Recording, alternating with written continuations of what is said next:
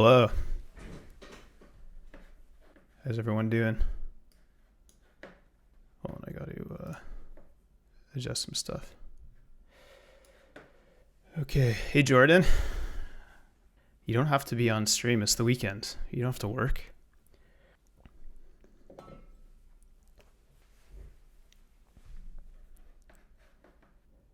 Oh, nice. Plugin manager. Nice. Yeah, for sure. I know what you're talking about. Like me doing this on the weekends.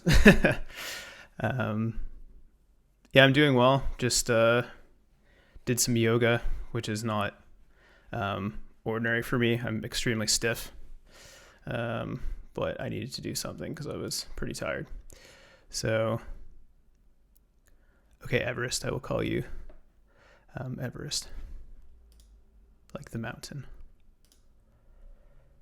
Okay. Yeah, so probably just give it a few more minutes here. We have like 23 streamers right now, apparently, on my UI. So that's pretty good. Yeah, so I actually caught the first like half of the stream yesterday for the new Binary Ninja version. I didn't make it through all the way though. So there's probably things that are super cool that I missed, but everything looks really good. I think I just updated this morning. I'm on like 3.6 something. So the this type stuff, is that, I thought you guys were talking about that as like a 4.0 feature, but it's in this current branch? Doesn't really matter, I guess, but I like it. Dev is basically halfway to 4.0. Okay, cool. Nice. Yeah, this is dev. So, cool. Basically right now. Oh, cool. Okay. Oh, nice. Okay. Sweet. So it is basically the major version. Okay, nice. Yeah, I really have to go back through the stream and make sure I kind of know of all the new features, but I really like the type stuff. So, okay. So yeah, we can probably pick up where we left off last week. Yeah, the blog will be helpful too. So that's awesome. So we were looking at this version of Qakbot, which is the 64-bit version that's currently in the wild after the takedown that happened a while ago now. Or well, not that while ago, a few months ago.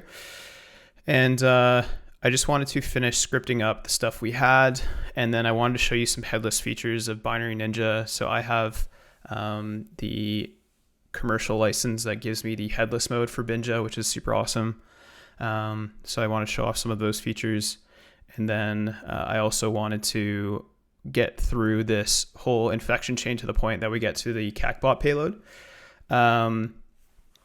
So if you remember, if you're on last stream, if not, that's okay. I'm going to go over exactly what I talked about in addition to the course stuff from the course launch stream last weekend.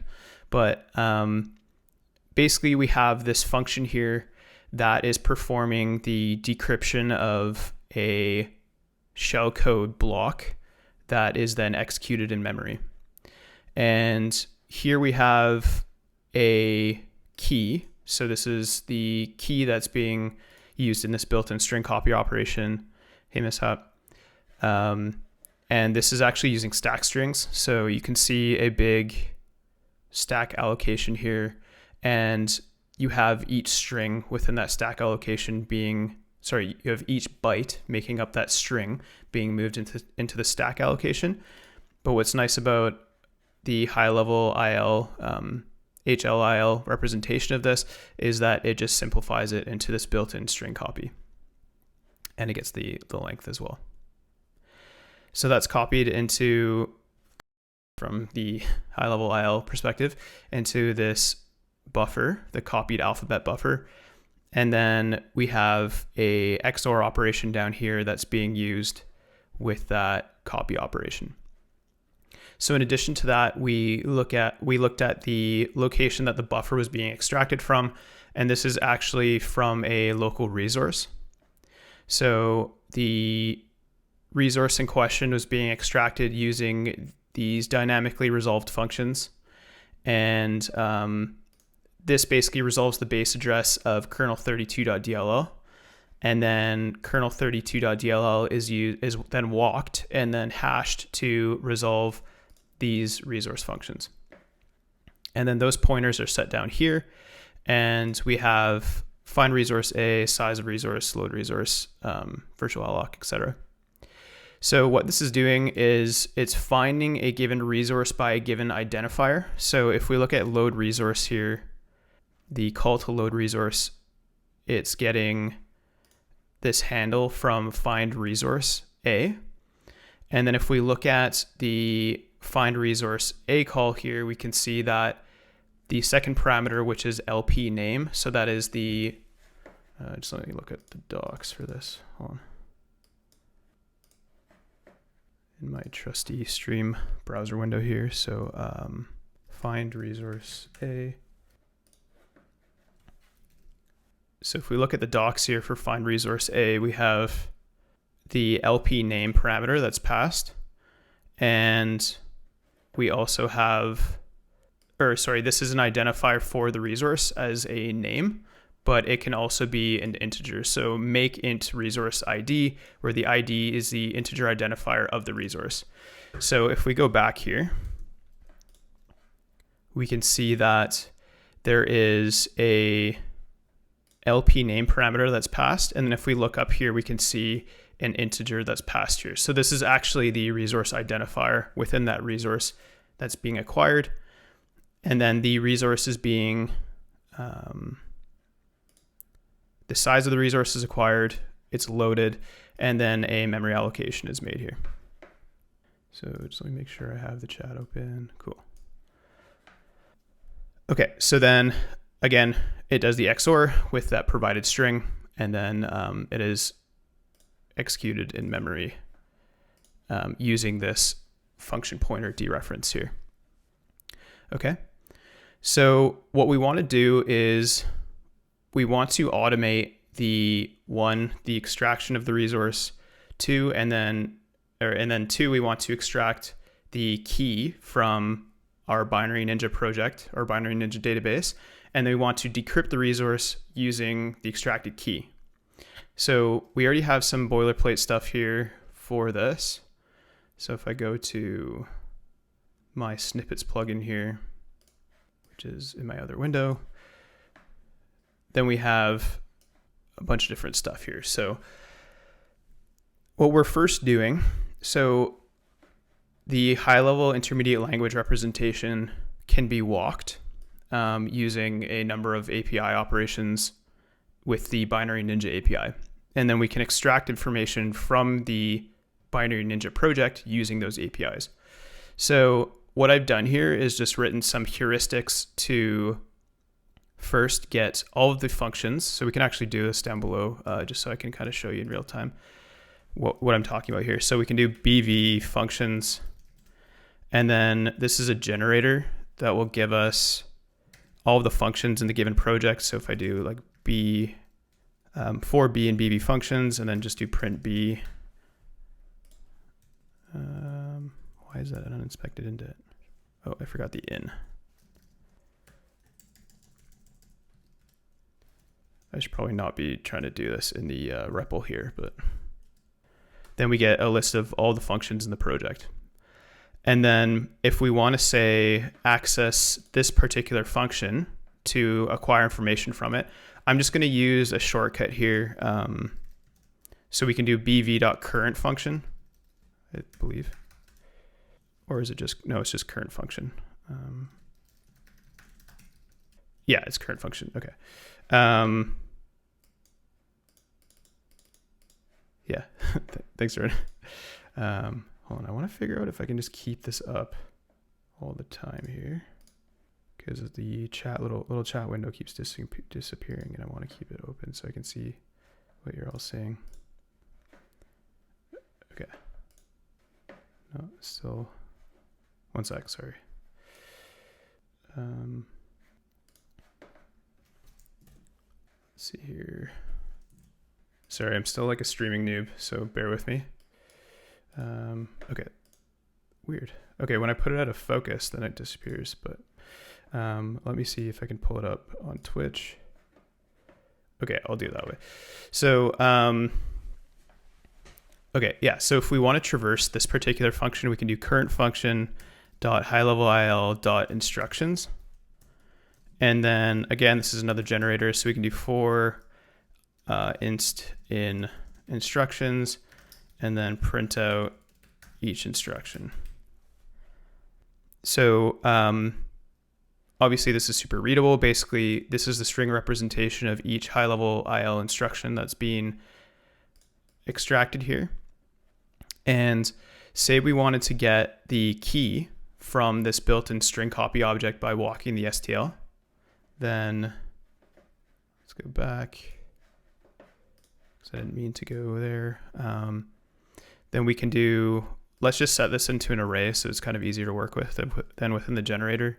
If you all have a better idea of how to access those from a generator directly, I'd be all ears, but I think that's kind of the design. So I'm just going to make an array and then append each instruction to that array. And then we have each of those high level IL objects for each instruction in this function in the array now. And then, so this would be the, I think, 1, 2, 3, 4th maybe. Sorry, 3rd array. The array index needed to be 1 lower because it's an array. And then we have, sorry, one sec here. I wanted to get that doc out of the way. Okay, so then now we have this high level call. So then we can even do things like operands. And then we can walk the STL. So, sorry, the AST, not the STL. The AST of this high level IL code in order to access each of the respective operands in order for us to get to eventually this key string here. So I won't go through the kind of steps that I need to do this just because it took a little bit of time. But if we go back here, we can see in my code here, I was able to access the operands of this function and then access the token. So if I do this, high level IL assign. Oh, maybe that's the wrong one. Is it? It shouldn't be. For what it's worth, be careful about nesting. By the way, sometimes the call instruction is actually a call inside of another instruction. Yeah. In which case you want to use a visitor class. No, it's okay. So how about I write a visitor class for this to make it better? Also, technically there are just tree-based ILs, but there's a separate AST you can use too. Okay. I think your like understanding of the API is just leaps and miles ahead of me. So yeah, I might need an example. That'd be awesome. Because yeah, I'm probably doing this wrong. So that'd be super helpful. Okay, cool. All right, so then, okay. So let's see, oh, it's because the instance was there, A3. Okay, so basically, I think Jordan probably knows a better way to do this, but basically what I did here is access the operands. Let's see, take a look at this.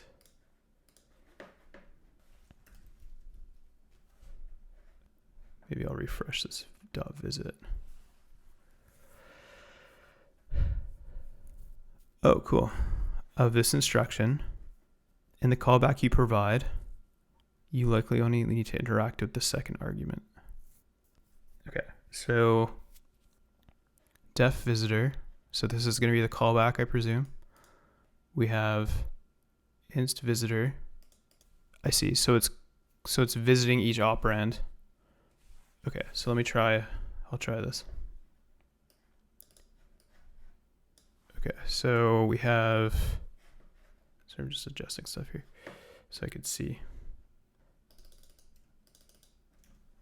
Okay, so we have our visitor here. And then we want to pass in, so is instance of inst. And then it's going to look for a constant within the provided instruction, I presume. Exactly. Then you can use instance call. We'll also find syscalls. Okay. So we don't want to define this. Okay, let me do this in a snippet because I'm going to mess it up. Or it's going to be a pain. So let's go to snippets. Is it hiding? Yeah. And then we'll do callback visitor or something. This new Binja user is super valuable. Yeah, I'm also a new Binja user, so having literally the creator of Binary Ninja on the stream is very helpful.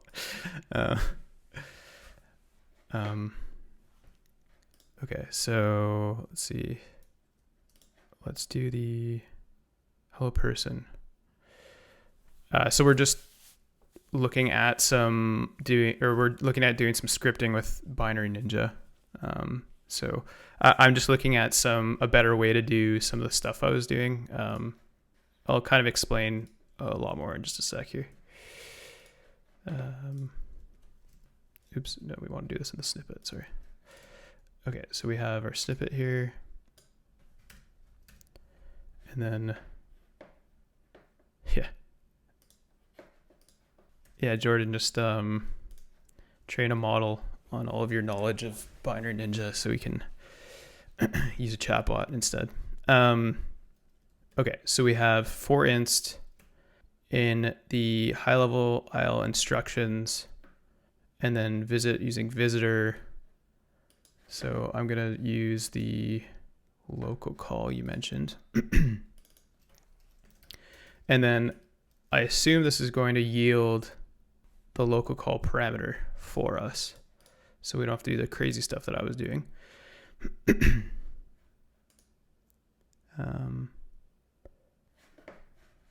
Let me look back. Okay, stop the recursion, right? Because we want to return false. Otherwise, we want to recurse over the sub-expressions of the instruction, right? Okay. So inst params, or whatever the parameter is, then yeah, that's what we would get from the recursion, right? So, oh, I see what you're saying. In the resulting inst, right? Yeah. And then local call don't need to be 2 inst, just 1. Oh yeah, sorry. I don't know why I did that. Sorry, my throat's dry. I need coffee, which probably won't help my dry throat. Okay, so then the binary view for the high-level IL instructions in this case, I guess we can replace with the current function, right? You can change that to, yeah, okay, cool. So I'll do current function. Okay, let's try running this. Current function dot, oh, right. Oh, here, let me open the log, because I was like, that should have generated an exception, and it did. It was just in the log. So current function HLIL instructions. Current function dot HL. Okay, and then I'm just going to print this. Oh no, we should get the print anyways within the recursive function. Has no attribute param.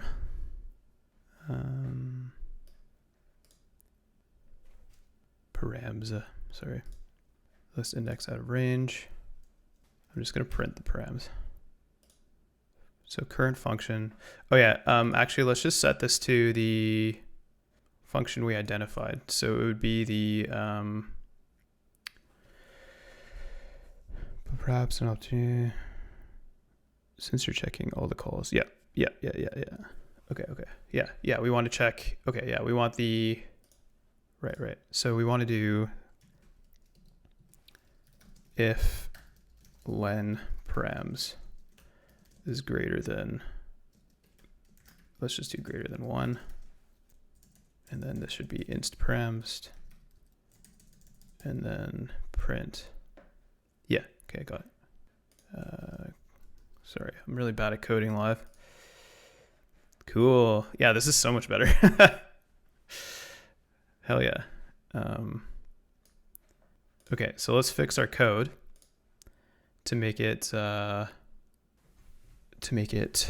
so we actually want to return this now.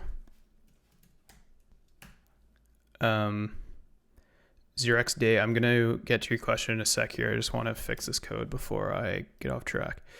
So okay, and then the only thing I'm not I guess we can identify it by the length. I kind of like this approach too, because then we don't really have to. It's very interesting. Okay, so let's say the constant rconst is equal to that, and then I just want to make sure this is all working, so I'm just going to print out the rconst.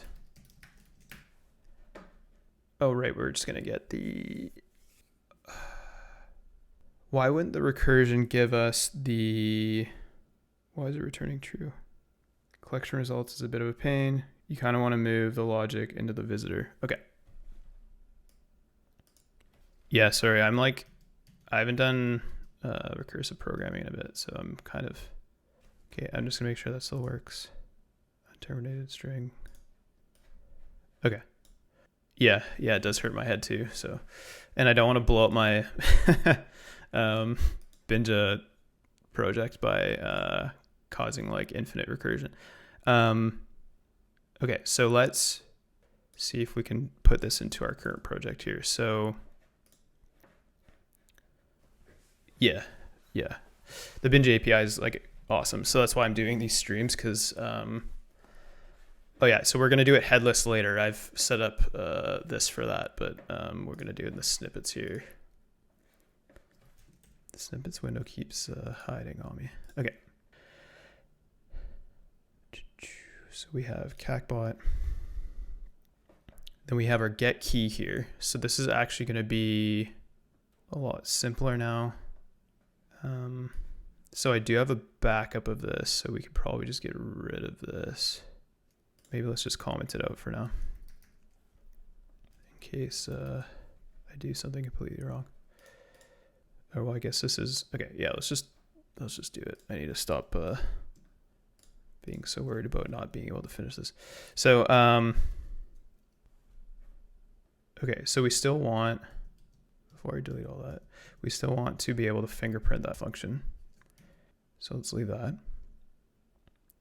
because this is, where's it calling check ops here?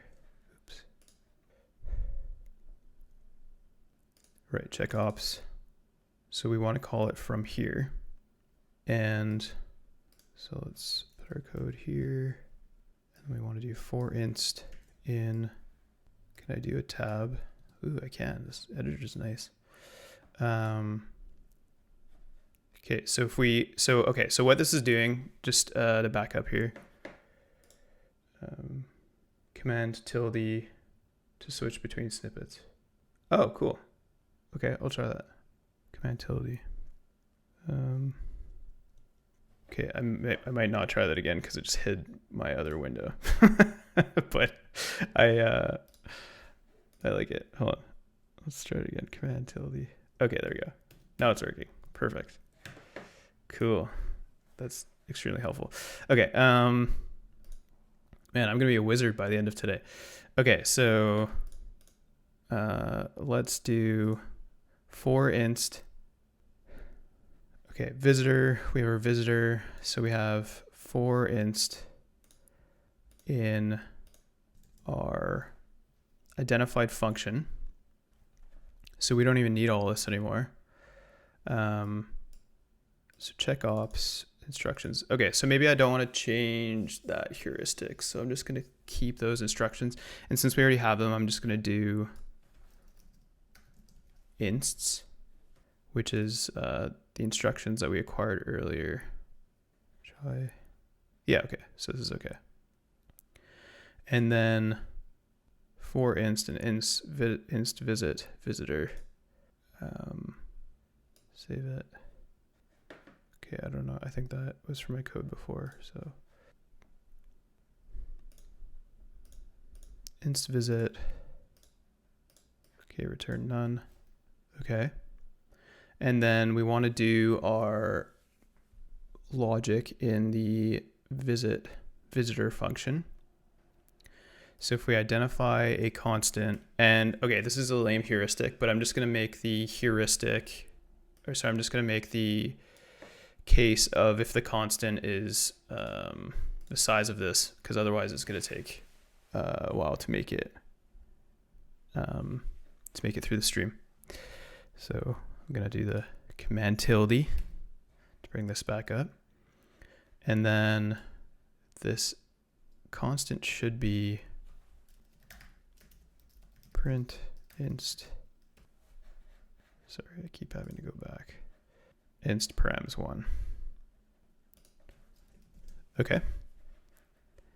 So I'm just doing this to test that we're going to be able to generically identify our target function using this heuristic I already wrote. And then we can use the new recursive trick that that Jordan just showed us in order to identify the constant, which is in this case, not the constant, but the key, which is being passed as a call parameter, blah, blah, blah in this case. So, okay, so I'm just going to hit run. And okay, so we got the key here. So I just want to see how big this is, even though I know we have the length in the code.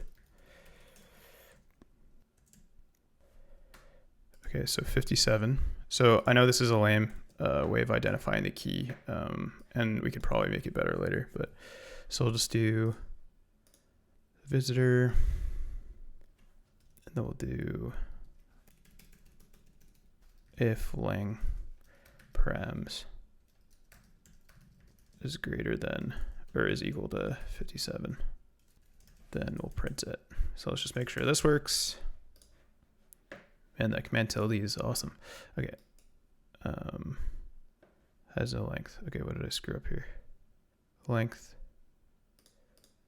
is I think I need to access the param value or something, right? Because it's just printing the string representation. So would it be params? Let's just try value. Constant register value has no length. Ban commands. Ron. Jeff? I'm just going to call you Jeff. Yeah, I think so. You can test it. Yeah, cool. Okay. So we'll do current. Oh, so if I highlight the current IL instruction, I can just access it that way. That's sweet. Oh, is there dot size? Let's just do it this way so I'm not, yeah, that's so cool. Click current IL instruction params. And then 1. And then, yeah, I'm using the tab completion. Hey Duncan, how's it going? Yeah, that's okay. What value? What's a constant aggregate? Yeah, we're just working on some binary ninja scripting. It's okay. You don't have to. I think it's like the same thing that we were doing before, right? Dot. Hey Cindy. I was gonna make you a mod, but I couldn't remember your username, and I didn't want to make some random person on Twitch a mod. So I'm gonna do that right now before I forget. Unless you're like don't feel like you have to stick around just because you're a mod. Yeah. Okay, community. I had to look up how to do this too, because again, I'm a Twitch noob. Okay, moderator. Hopefully that worked. Okay. Cool. Now you can ban people who try and do crypto scams or whatever the last, whatever happened last stream. Okay. Okay, let's figure out how to access this value. So we have a high level IL constant data. Oh yeah, okay, size. Okay, yeah, let's just use size because I don't, 58. Okay, perfect. I think it's including the null byte in the size because that's actually what we should be doing instead of what I just did earlier, because it's a C string. Constant register value is no length. Did I just not copy over what I just did? I don't think I did. Sorry, I'm getting used to this. So, okay, so we have the current, okay, params1 dot size. And we can get rid of this length now. It's 58. So this should work. Cool.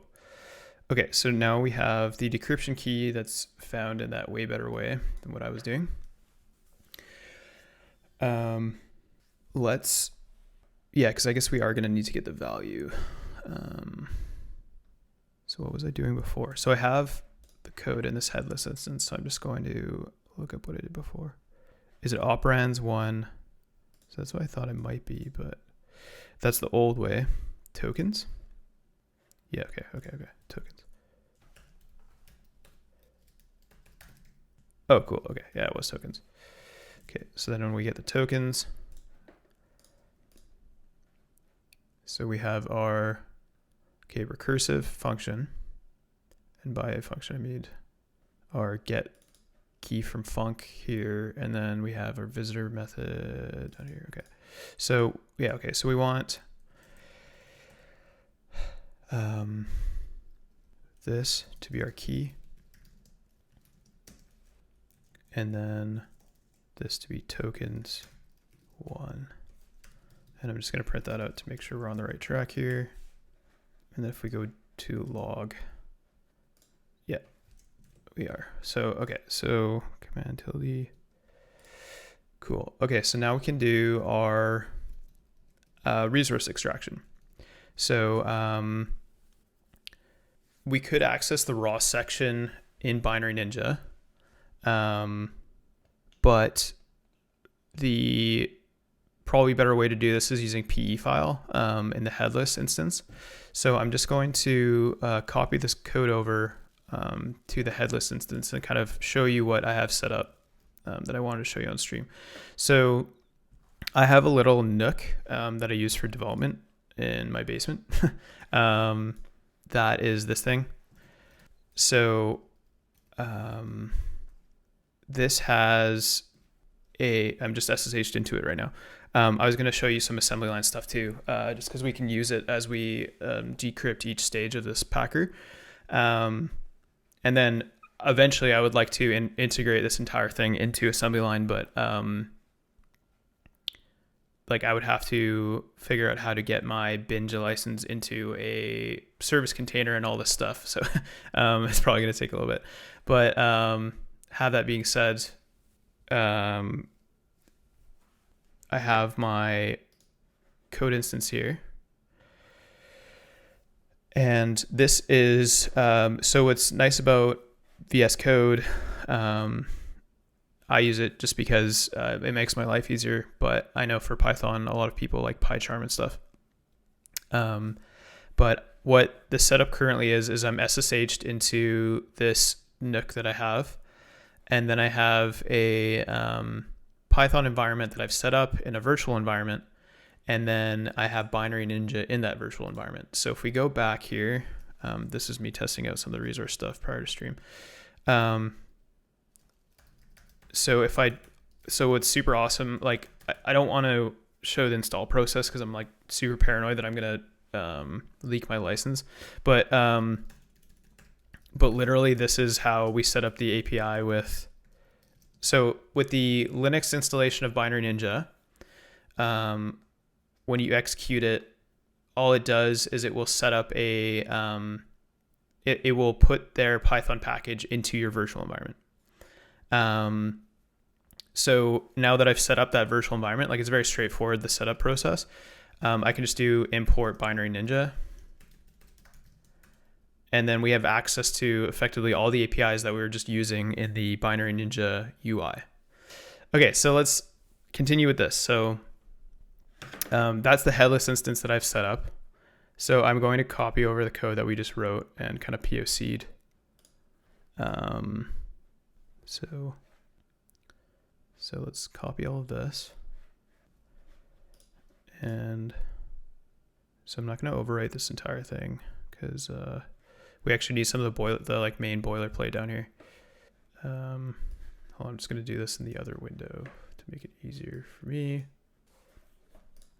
Okay, so I'm just going to copy over these. So we don't actually need that for loop. But why are we not getting it now? For inst current function get key. Hold on, I might have had a mistake. Visitor. Okay, hold on. Key. Okay, never mind. It's not. I just took out the print, so let's print this. Sorry, I'm just like triple checking before I get in a weird state that. Okay, cool. It's working. Okay, so let's copy this.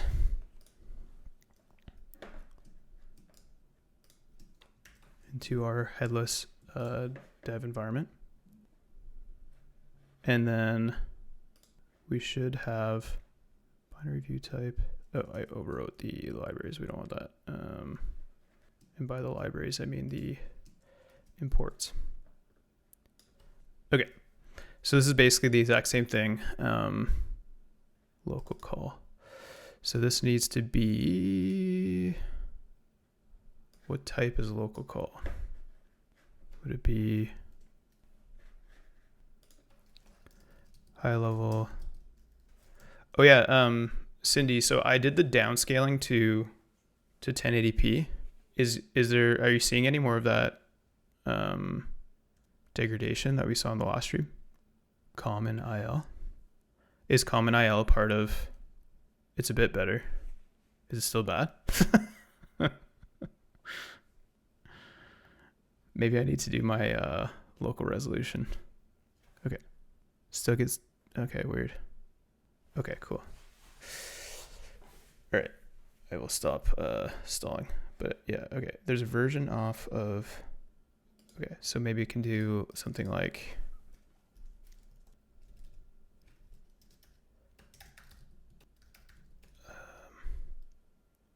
hold on, let me search the docs because I need to get used to using the docs.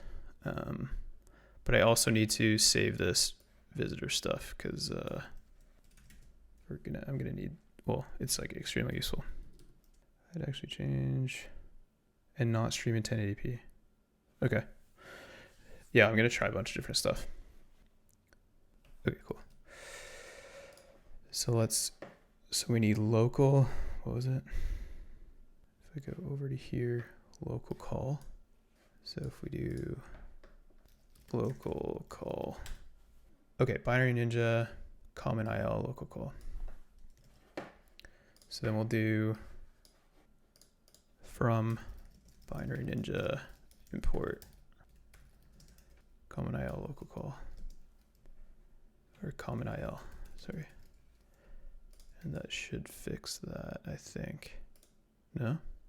If we do Common IL, okay. And then I think everything else should work. So let's run this headlessly here. And then, oh, is this the right one? Yeah. Okay, so Qakbot, extract Qakbot. And then we'll do, you can see all my test projects. Hold on.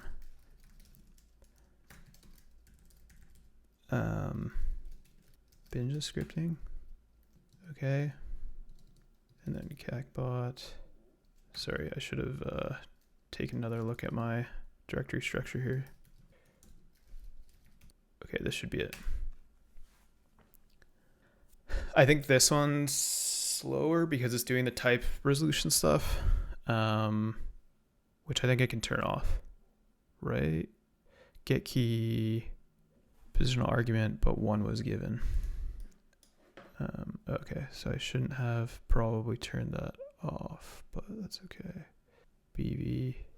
So we need to pass, okay, so there's the binary view, which is what we were using earlier.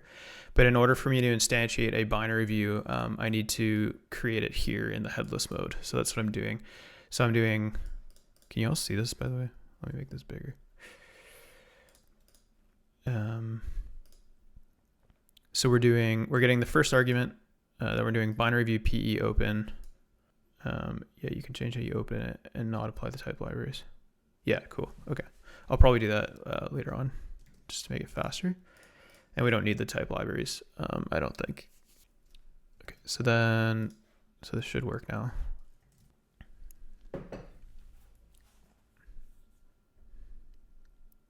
Cool. So now we have the key. So now the next step is to get the resources.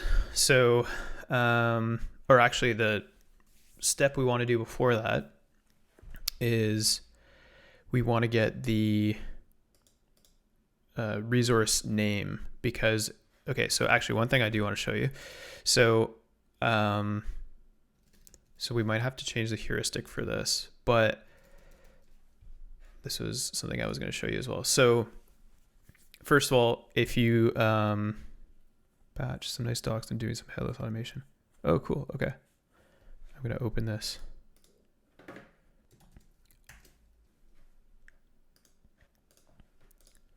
Okay, so yeah, this is really nice. Cool. Okay. So what I was going to show you was I don't think the keys are the same size, but let's let this run. 12. So if I go back to Unpacking, I wrote a YAR rule for these decrypter Qakbot thingies. And then basically it looks like this, and it looks for the hashes that are used to resolve those functions, those resource functions and stuff dynamically that I was showing you earlier.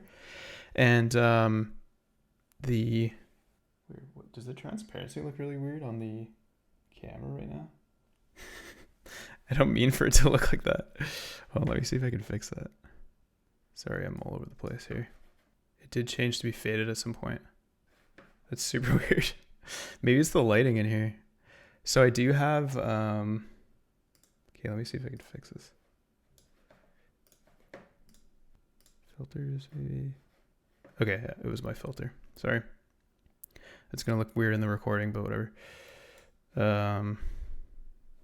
Okay, cool. So yeah, continuing on. So these are the hashes that are used in that dynamic function resolution. So if I go back to Binja, it's these values, these func hash parameters. So here, so like these things.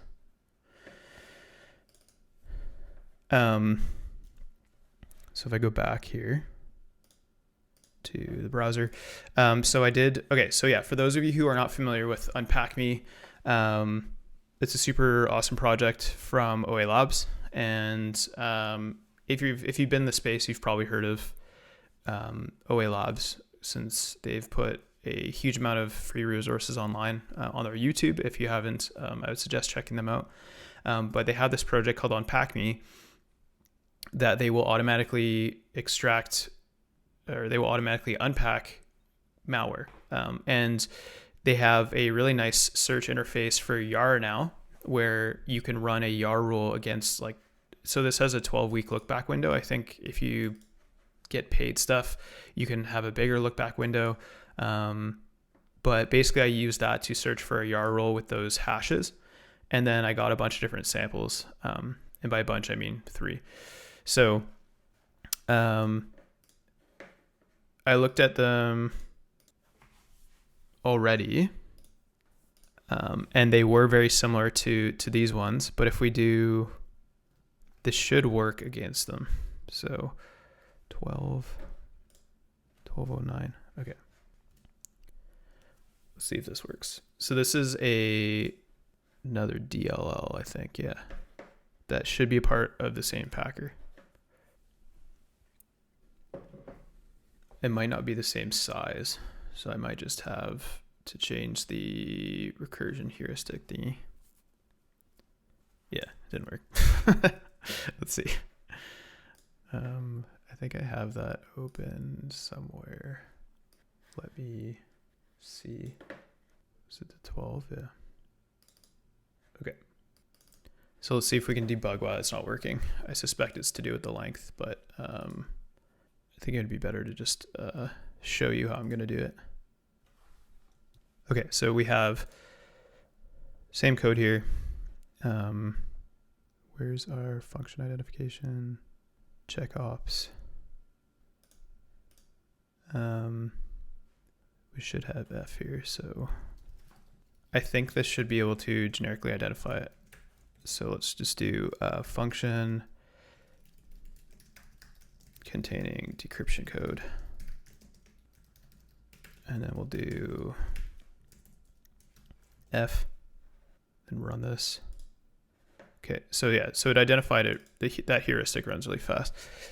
So the key length in this case is different, which is why that didn't work.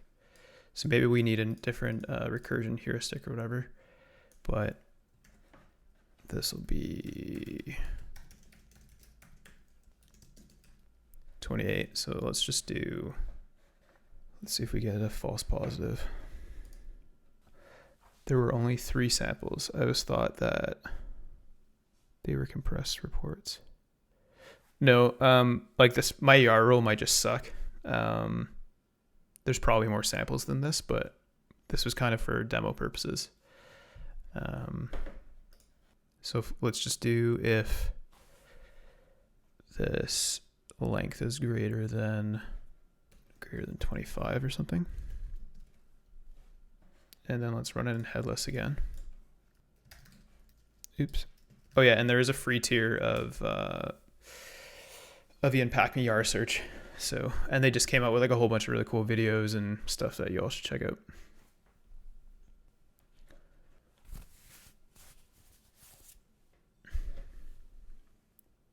Okay, cool. And then let's make sure this works on, okay, we don't need it to keep doing it for every instance. So maybe we can, again, this is my lack of, let's try that.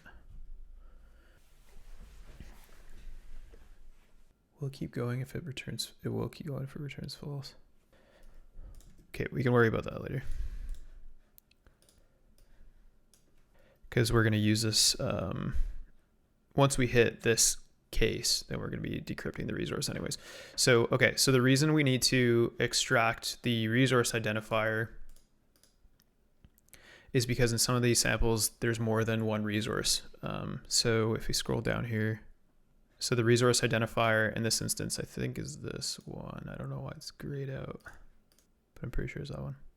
So then if we look at this sample, hopefully, so one, the 5th instruction. Yeah, so the resource identifier is always the 5th instruction. So we can kind of cheat and use that. Again, not great heuristics, but what we want to do here is, I'll just show you what I'm going to do. Is everybody following by the way? Does anybody have any questions? Good so far? Cool. Okay, so the next thing that we're going to do is get this resource. So this one's way easier. We don't have to use that recursive method that Jordan showed us. We can just access this instruction. So let's first do it. We should just be able to do it from the Headless instance. So then let's do resource identifier. Oh, this might be a pain actually, because because we're only providing the single instruction.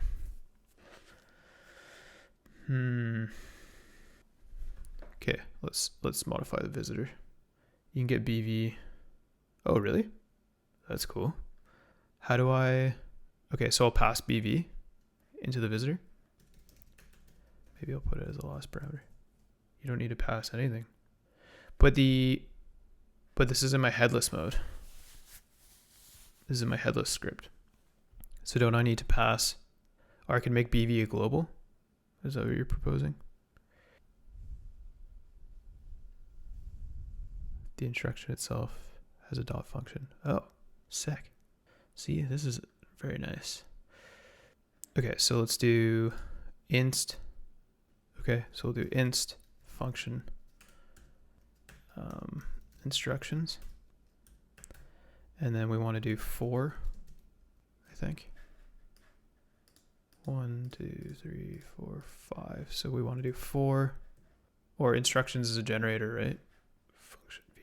You can get back to the view of the function, I'm pretty sure. Yeah, I have to list first. Yep.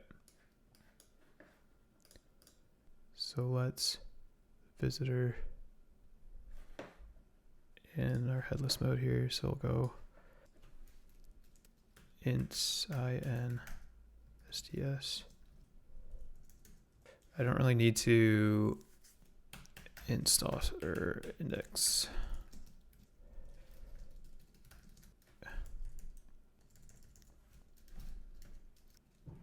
And then we have the, how do I get the current index for the generator in Python again? I can't remember.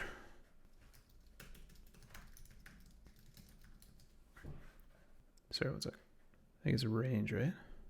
Enumerate? Is it enumerate? So we'll do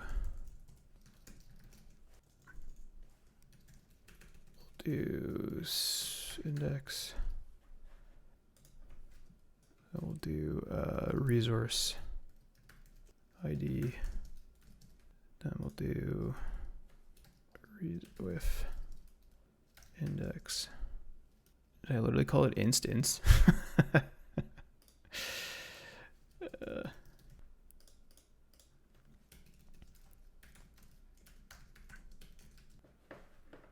Okay. Then we'll break, or wait, then we'll do our resource. Let's make this none, not 0. Is equal to inst dot, what do we need to do here? Let's do this in our Binja window. So we'll do current instruction.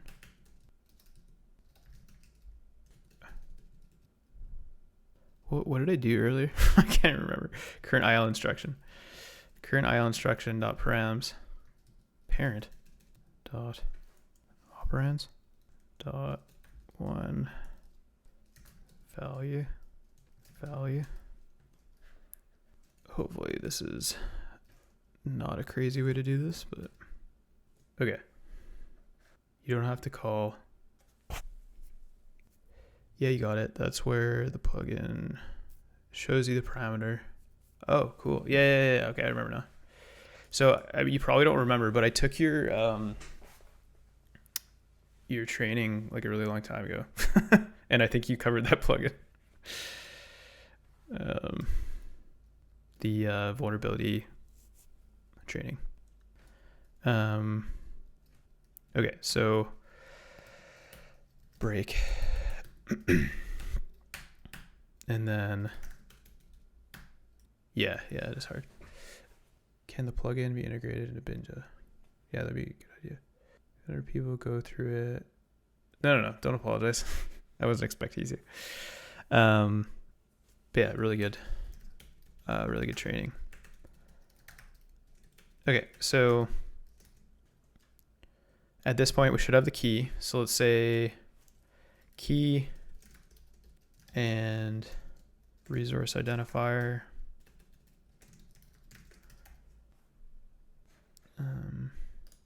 Yeah, I do find the the plugin manager is unreal because it helps a lot. But shipping stuff by default would also be good. Okay, format. We have the key, and then we have the resource ID. Okay, let's see if this works.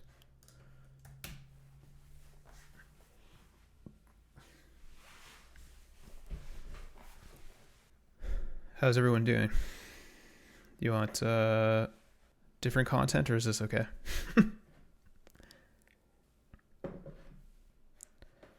Nice. Take care, Duncan. Have a good night. Okay, what I might do is put on some music because I meant to do that earlier, but how are the levels? Is that really loud? Too loud? How's that now, Jordan? Okay, music's good. Let's debug what's going on here. So we have the index that's out of range on our identified instruction. So we might have the wrong index here. So did I do this wrong? So it'll be 0.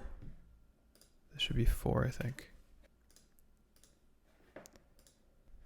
So 0, 1, 2, 3, 4. Yeah, that's the problem. What's kind of brutal about debugging these is, or the headless mode stuff, I should probably actually not. Well, I think once we get to the resource point, we're kind of good to go. So why isn't Spotify playing music? There you go. Again, let me know if the music's too loud. Cool. Okay, that worked. All right, we're in good shape. All right, so the next thing we're going to do is extract the resource. So I kind of did a little bit of homework beforehand using a PE library that everybody uses for extracting resources. So we're going to use that.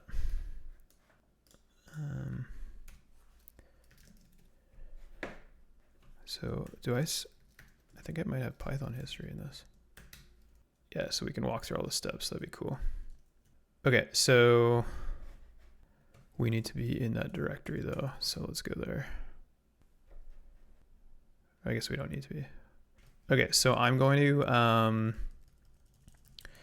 use PE file for this. And PE file is like basically the de facto standard library for parsing the portable executable format. And basically this will let us access the resource section of the portable executable using the given identifier in order to identify our target section for decryption. So let's do that. Let's import PE file. So I just want to show you what this looks like. So that just parsed the PE, and then we can actually access the resource entries using PE directory entry resource. Here, I'm just gonna kill this song because it's let me go to my chiller stuff. I'm gonna shuffle this. Okay. So this is using these entries, we can walk them, and then we can basically, this is really not that interesting, but basically we can access the identifier by using the entries, the directory, the entries within that directory, and then getting the name. So we're going to have to basically traverse these structures in order to get that resource identifier. Unless it's at a step, like unless it's the first one or unless it's the second one or whatever. I'm just going to lower this a little bit more.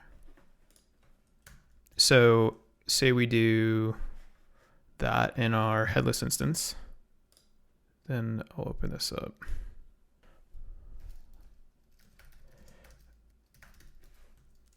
And then we're going to do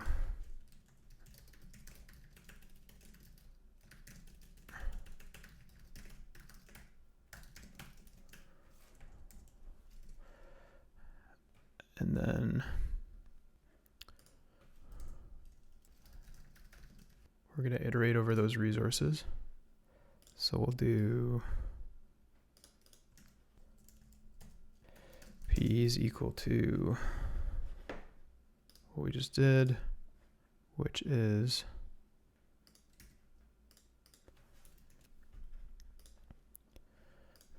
that. So we need to pass the PE in here. So I'm going to do this not in that recursive function just so we can debug it really fast.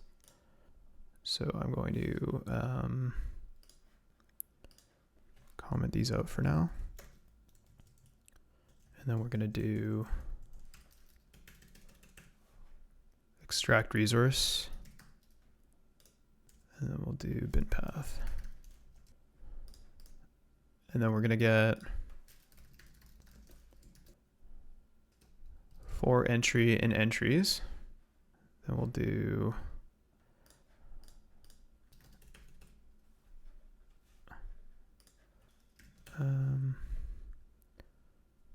bin path.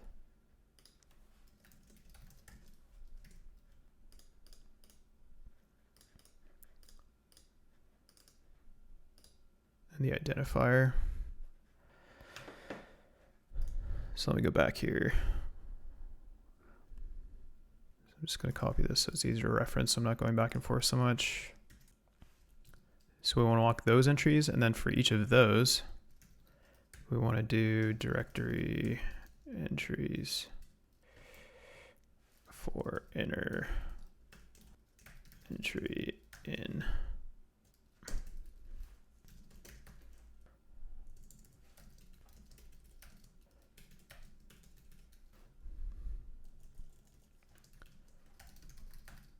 Okay, so basically this is walking the resource directories in the portable executable, and then we're looking for the identifier that we're extracting using Binary Ninja, and then we're extracting the data within that resource. So then we want to do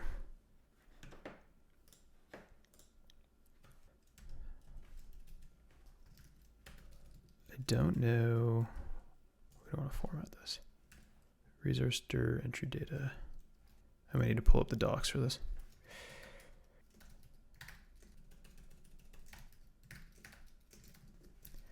And this is probably the raw offset on disk, right? Or maybe it's the virtual offset, I can't remember. That looks like, I don't know. Well, let's try it on disk and see, maybe. Let me see. I think I found a blog with this earlier. Yeah, it was this one. Data offset size. Okay, so it is the virtual image, but luckily we can do that from using P file as well. Okay, so I'm just going to use that. How's everyone doing? Still alive? Is this okay? I know it's kind of grindy coding stuff. Okay. Just bear with me for like a little bit more. Once we extract the shellcode, we'll run it in assembly line. What's this issue? Oh yeah, extract PE resources. That'd be nice. I feel like that's kind of out of scope for you though, but I guess it's common enough on Windows that it'd be a nice feature.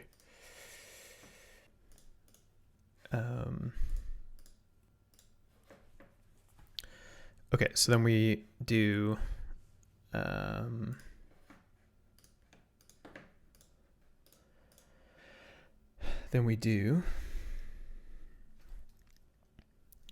inner entry dot data dot struct dot offset to data. We'll just say offset. And then we'll get the dot inner, sorry, one sec. Okay. This is the size of the resource. And then we'll get the data. So if we do PE, this should also be bin path. So if we do PE, we'll just say resource data or res data or something to make it less long. PE.get memory mapped image, and then we'll get the offset plus size. Okay, and then hopefully this just all works.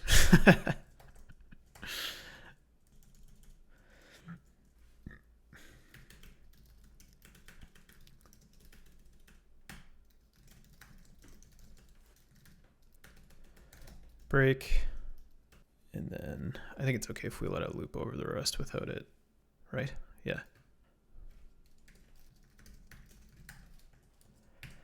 Okay, so we might have to sanity check this with extracting the resource manually, but let's see what happens. So we're calling extract resource, we have the bin path, and then we're also giving it an identifier.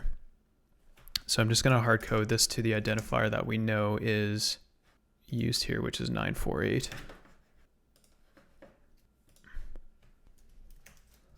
Now let's run this. Resource dir entry object has no attribute directory. It would help if I could spell. Okay. Let's see if res data actually has anything in it.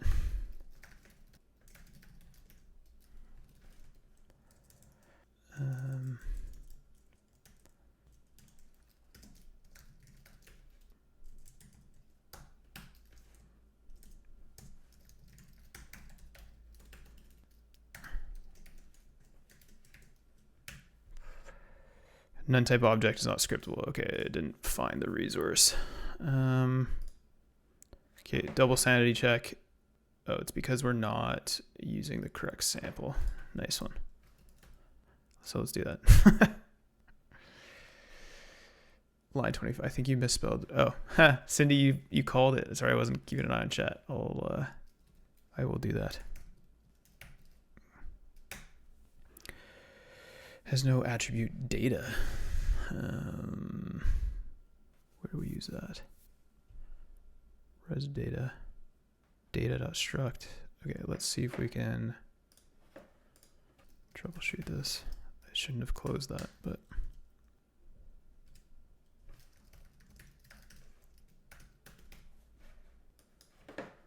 Where's music? Why is there no music?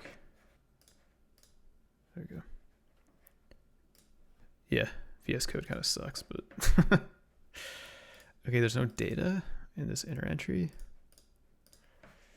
Hold on, I'm just gonna put that in the background and then run this again. 27. There's no in this inner offset.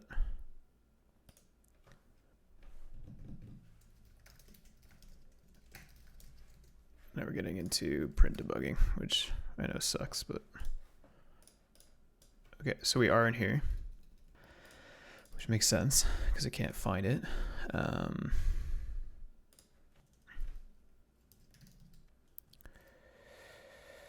Entries. Maybe this blog is wrong, or maybe it's for an older version of.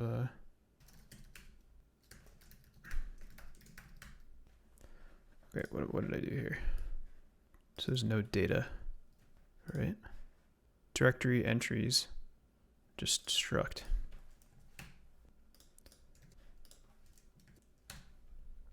Structure object has no size. Why do I keep closing that REPL?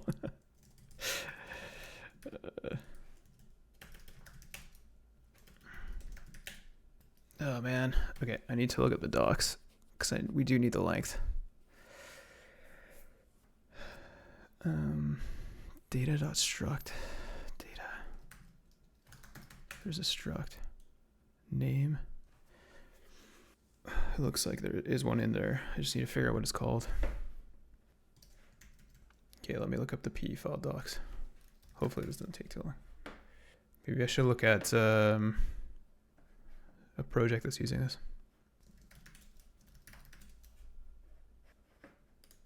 Sorry, 2 seconds. Okay, so that's actually the image resource directory structure. So what does that look like? Come on, Windows, or come on, Microsoft. Maybe that's in Binja.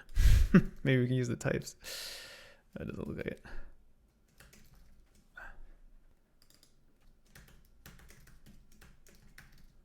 No, I don't think so. Is this undocumented?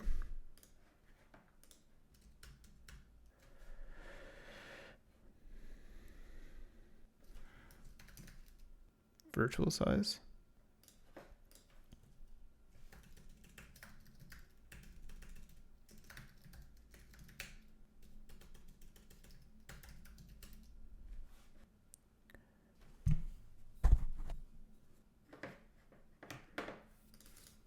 Sorry, I'm just looking up the code here. We can look at it together.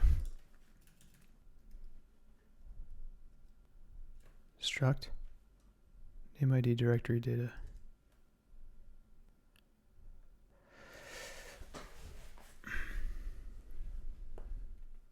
Can I just do get data? Parse resource directories.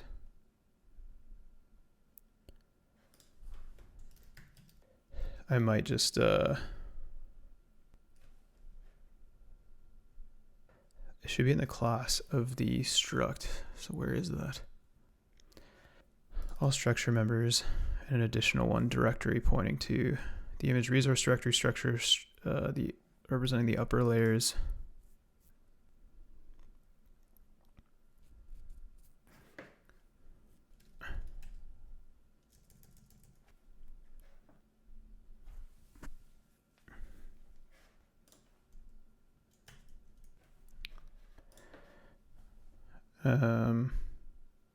Resource entry data.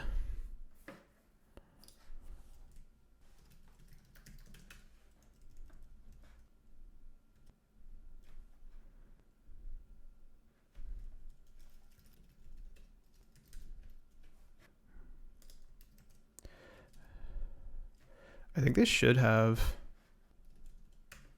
P file structure.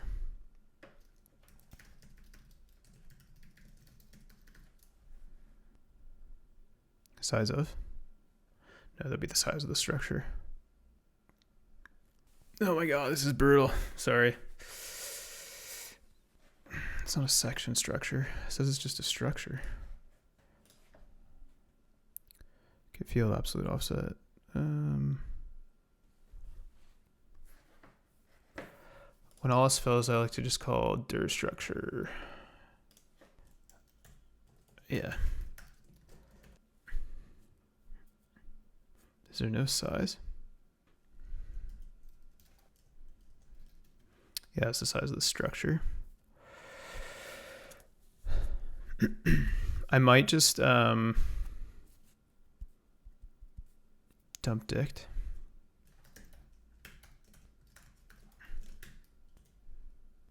Structure, offset to data, value, file offset. I don't think any of these are sizes. There must be something that I'm doing. Okay. Let's just read till the end of the virtual address space and then decrypt it with the key. It's ghetto, but we'll be able to get the stuff that way. Yeah, YOLO. Let's do it. Okay, so we'll do... Hey, Everest. How's it going? So we should just be able to get the size of the mapped image by... Yeah, cool. So we should do... A car accident happened right in front of my house. Oh no. What happened? Or like, obviously a car accident, but like, is everybody okay? How's the work going? It's going well. We're just struggling with a library called PE file. But we're getting there. Oh, it was upside down? Crazy. That's nuts. Do size minus So we're gonna go to the offset, and then we don't want to overrun the buffer using the slice. Then we're just gonna do size minus offset. I think that's right. Okay, let's try this.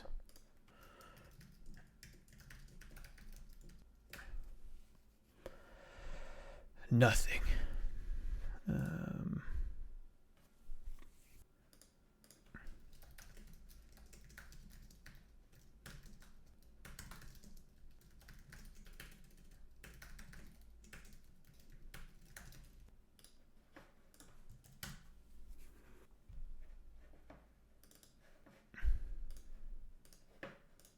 So offsets minus.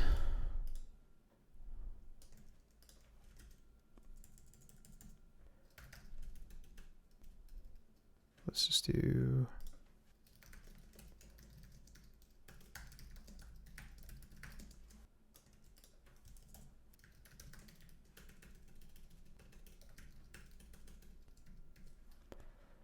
Okay, let's try this.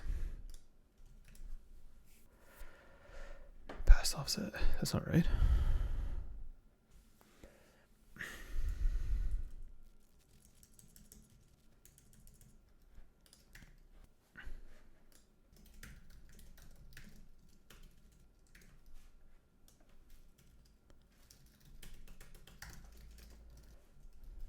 Okay.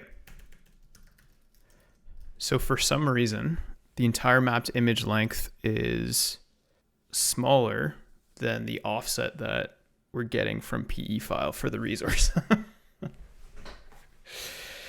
Oh man, this is brutal. I might just skip ahead because this is like silly and figure it out later.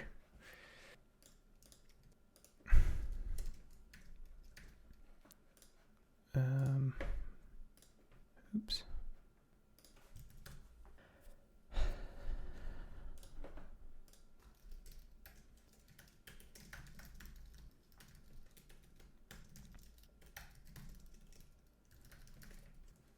Yeah, we'll move on.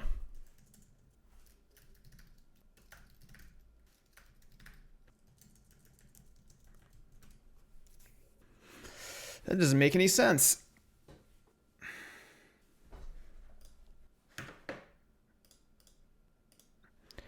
Maybe the order of operations is incorrect. I don't think so, because apparently this is the offset to the data that's provided by PE file once we've identified the correct resource. But yeah, you could be right. Let's see.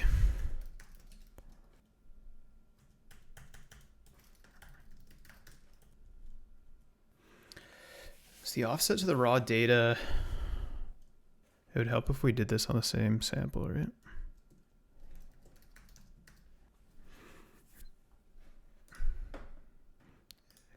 And then the identifier is going to be different, so I need to get that. One sec.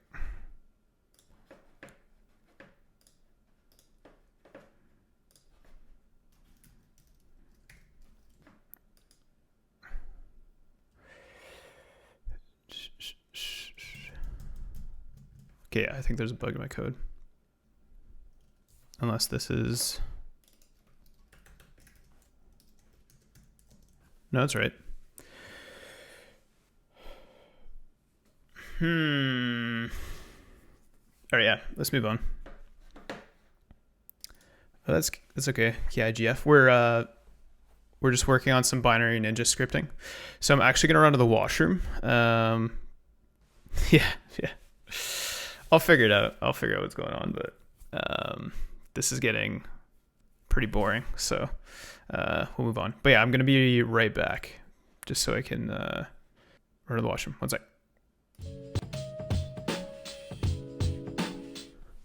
Okay. You could switch to Leaf. Yeah, let's check that out.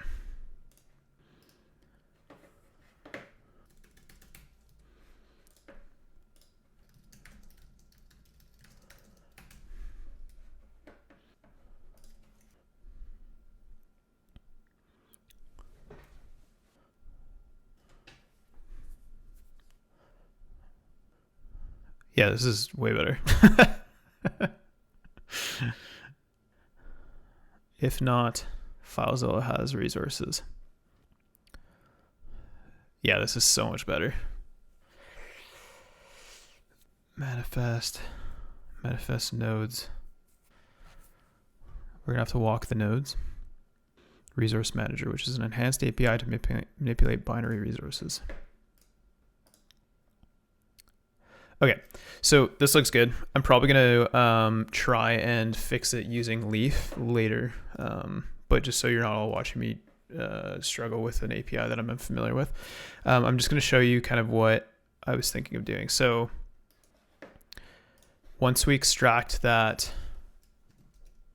automatically,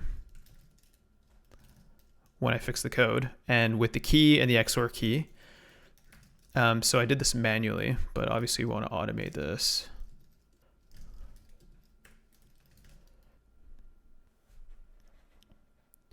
So this shellcode, let me show you what it looks like. This is the shellcode from the resource. Oh, let me just make sure this is the right one. So once it's fully decrypted, is this the wrong one? There's one that was incorrect from last week.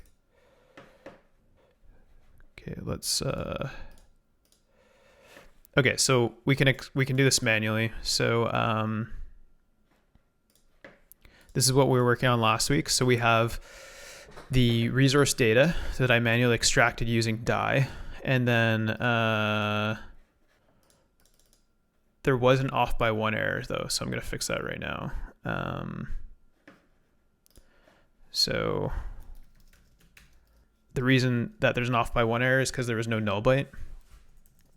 So if I do, and then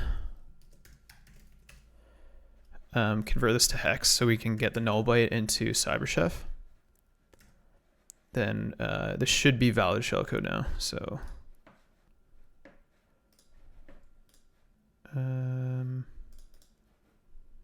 we actually need this unless I extracted it somewhere else. Oh no, this is it. Why is it invalid in Binja? Oh, that was an IDA. Okay, let's open it in Binja. Open existing database. Yeah, I think this is still invalid. One sec. Yeah. But I think that sample, I need to copy the correct, like this decrypted sample across. But actually, let's, one sec.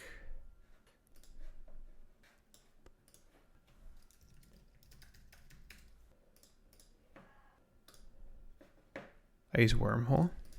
What's wormhole? That sounds cool.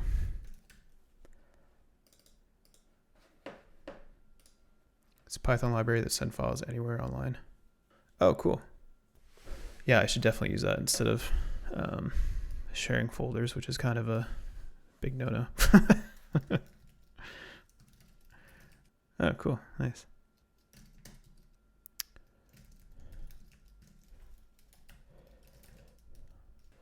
What did I just call that? I'm going crazy. Is there a new shellcode folder? Okay, this should work, hopefully. Okay, so since this is a shellcode blob, we need to open this with the architecture x86-64. And then I think we need to set the entry point at 0. Okay, there we go. So yeah, so without that off by one error, we do get valid shellcode. And then, yeah. Oh, really? I didn't even I thought it was just default because I was debugging, or not debugging, I was analyzing 64-bit binaries earlier, but that's really cool. Okay. So, nope, it says predicted arch. Oh, cool. That's sick. Okay, so the reason that this is called decryptor is because it has this Dave string. I mentioned that last week. But this is doing a whole bunch of dynamic function resolution as well. And eventually, so if we scroll down here, we can see that there's just a plain text portable executable in here. So why don't we run this in assembly line and see what it gives us. So I'm just going to copy, or I should just be able to log in actually. So I have my assembly line instance open here. It's probably going to be logged out. Okay, so for those of you who do not know, assembly line is basically like a malware triage pipeline that's free and open source.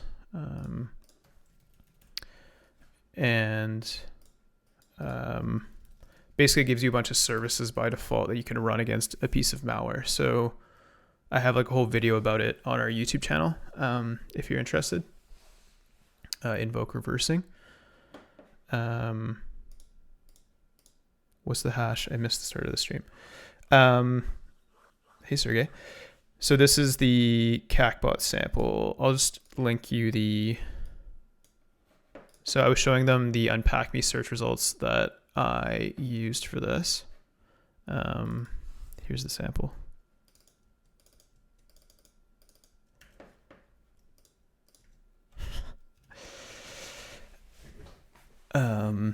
That's the main sample. And I'll recap real quick for you.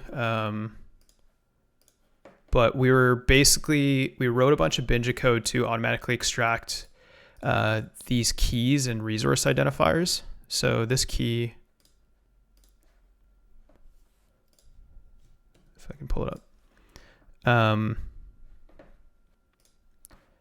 So this automatically uses the Binary Ninja API to identify the function and then identify the target function to extract the key from and then extract the key. And then so it one identifies that function and then extracts the key. And then we were trying to use PE file to, if you know how to get a given resource out of PE file, let me know because it's a nightmare. But we were just doing that for, I don't know, probably 30 odd minutes. And I was just showing them decrypting that resource manually in CyberChef. And then we just opened that resource that was decrypted in Binja, which is a piece of shellcode. And then I was just about to submit that to my assembly line instance to see what it looks like. And it's not a PE, otherwise I would submit it to Unpack Me.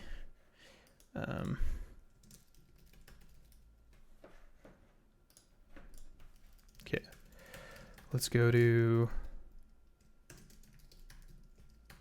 sorry, I just gotta get my password. So I'm just gonna submit this. Hold on.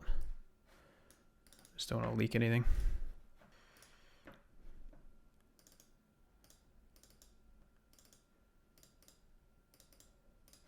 Okay, so this is the shellcode. Then I upload and scan. Let's see what it says. Okay, so we just got a few YAR hits and that's it. But it looks like this probably uses Cobalt Strike function hashes. And then this looks like a false positive, but it identified it as a bizarre backdoor on Malpedia. So not super useful. And it didn't carve that PE or anything. So, but we can do that. So if we go back to the extracted shellcode here, this is going to be pretty ghetto, but that's okay. I'm just going to use 010. And we would do this programmatically, of course, which I'll probably do next stream. But for the sake of time and how boring it is, let's just do it this way. Oh yeah, I bet that's why they use the same packer. I got ahead out, got some family stuff. So that parameter extraction without token is, constant data. Okay, cool. Yeah, thanks for joining, Jordan. I really appreciate it. Yeah, that would make sense if that's why that that hit for the bizarre stuff. Okay.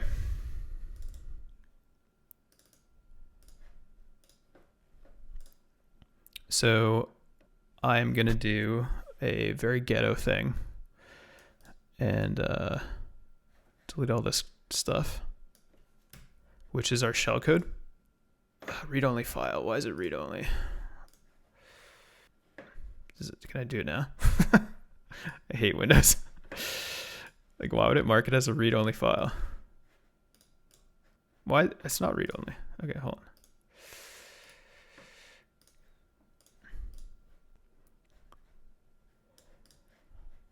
Okay, and then I'm gonna save that, and I'm actually gonna use Scylla to resize it.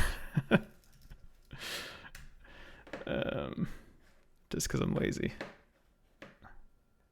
Oh, cool. Thanks, Jordan. So let's open. I guess we have to just open some arbitrary thing to make the Scylla plugin work. 1 sec.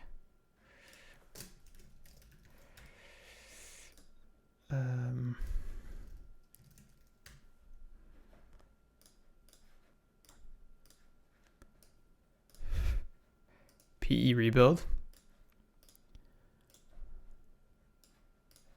Okay, so it didn't really resize that much, probably just because the PE probably borders on the boundary of the file. Anyways, so let's copy. Where is it? I need to get used to using that button. Oh my god, this is horrible.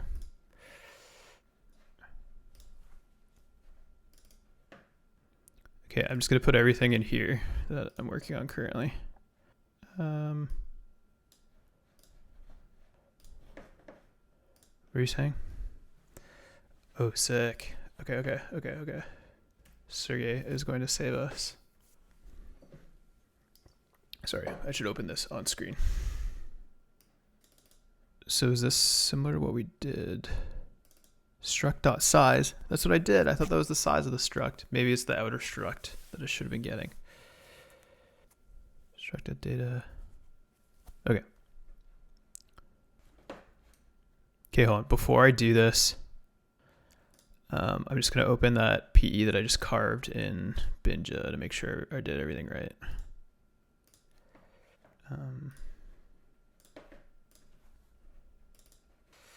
Oh my god, I need to rename it.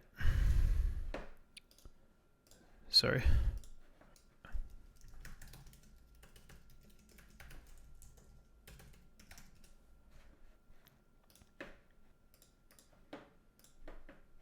Did I make it read only?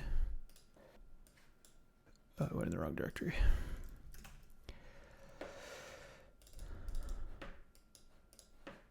Oh my god, this is killing me. Windows is killing me. There we go.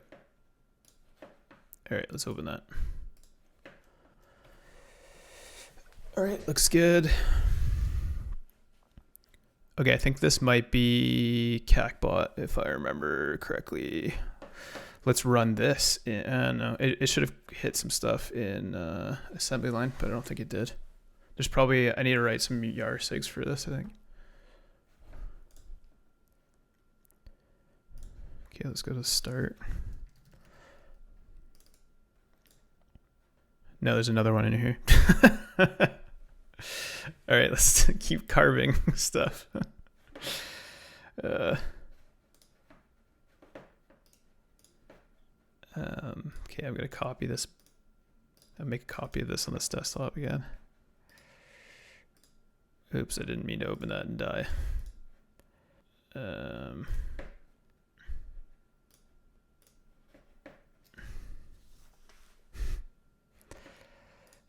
At least the PEs are in plain text. That makes everything really easy. All right, let's do our ghetto carve thing again. So I'm gonna do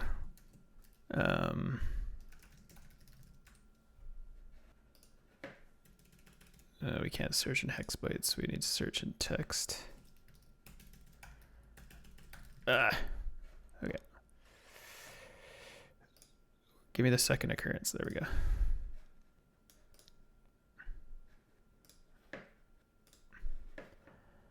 All right. let's do save as third carved PE. And then let's paste that. Open that in Binja. And I think this should be the last one, but I can't remember. Did I not put an extension? Refinery unit. Oh yeah, I should use that actually. And I just forgot I didn't resize it, so I should do that. Like, why would the... Whatever, it doesn't matter. Okay, I'm going too fast and I'm going to make a mistake. So I'm just going to copy this third one back. And then I'm going to resize it.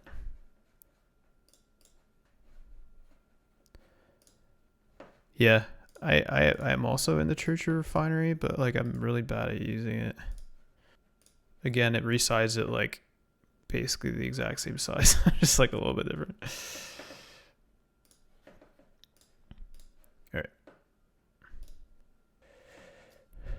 Okay, I think this is it. Let's go to start, heap create. Yeah, this is it. Okay, cool. So just to recap,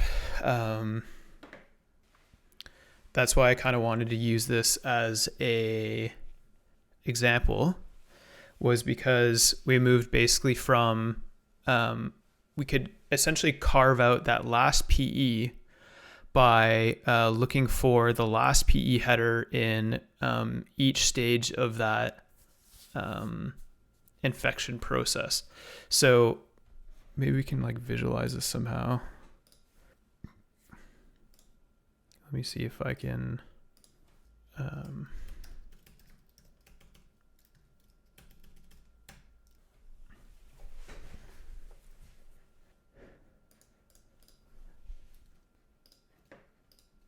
okay, so what we have is, one sec, I need to make these shapes. We want the border, we don't want to fill at all. And then we want a border to be white. Okay, so we have the, let's see here. First pack stage,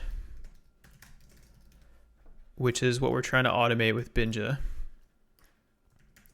Then we have Shellcode with plaintext PE. How do I make this not look like crap? All right. Then we have Shellcode with plaintext PE. I don't know why I copied the first box because it's the exact same. Hold on.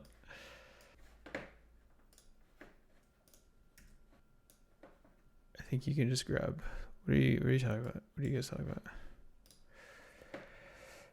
No, MS Paint. Yeah, I know. I'm not like Sergey. I'm not. I like this is the fastest way I can do this. Yeah, I was using CyberChef on-prem earlier. Can you use CyberChef? Blah, blah. Yeah, and it comes with Flare too. So like, it's literally just like an HTML file in Flare VM. It's pretty tight. I used it in the core stuff for the obfuscation labs. Okay, let me go back to my so we have this, then this, auto binged, and then we have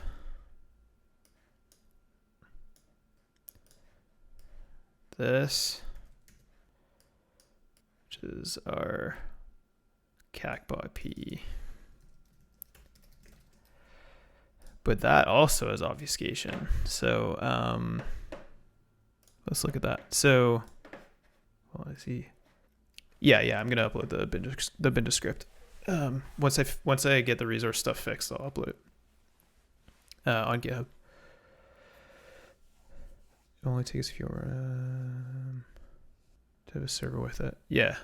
I was thinking of doing like cyberchef.invokere.com, but people probably won't want to use it because they'll just think I'm like scraping their stuff, but I probably wouldn't. Okay, so this is where we are right now. So what I just did was I exported it manually using CyberChef. I downloaded the shellcode. Then I, let me get rid of this extra arrow.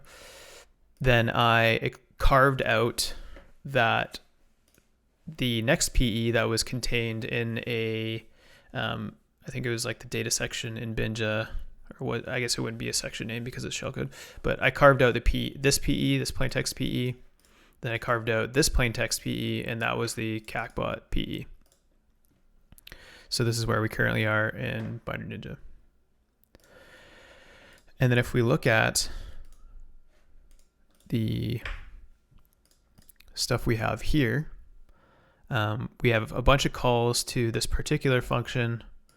And this, if we navigate, so if we look at the cross references on the left-hand side here, if we navigate to that function, we can see this looks a lot like a deobfuscation piece of code.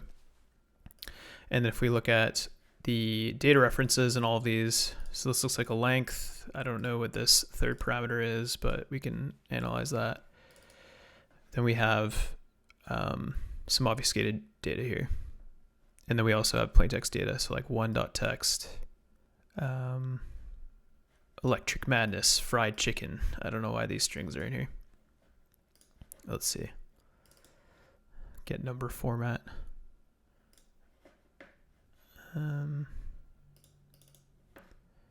What's it using? Get number format. I don't even know what this function does. Get number format A. This is just like crap they put in there.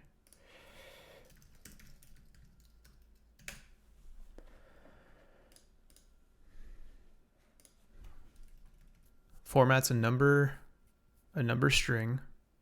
Okay, so yeah, I think this is just stuff they put in there, probably. Maybe not though. Okay. So, okay, we have a couple of options for what we do next. We can either, one, look at or fix the resource extraction code with what Sergey just gave us, or I can try and reverse this obfuscation within the final Qakbot DLL. What do you all think? Reverse the obfuscation. Okay.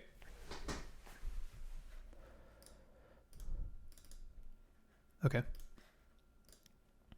And then once we reverse the obfuscation, we can obviously script this in Binja as well. So, by the way, how is the music level okay? Sudo C. Yeah. Music is good. All right. I do like the sudo C UI. I'm just actually trying to force myself to get used to their high level IL stuff. But yeah, that's pretty nice actually. I might use it for this part, but they're like these casts are weird. Like, why would it be a uint? Like, why would it be all these dereferences cast to a uint32, right? Like, yeah. I don't think so. I think it's probably just here. Let's open the disassembly. Let's make this split.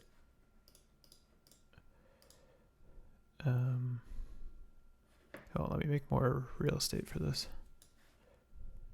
So let me turn sudo C back on. Yeah, it's just because it's moving into a 32-bit register. Why? I can't remember how I fixed this before, but the chat. Oh yeah, I was using the web UI. Yeah, 64-bit. Okay. So this probably looks like some seed that's altering the execution flow of this. Yeah, it is jank. I agree. I bet this is used. Okay, this is used as an index into this thing. This is gonna be a pain. Whatever. If you look for the type, for like global, I bet it's just bytes. Should I set it to an array or something? Yeah. Yeah. I think I can make this. Oh, never mind.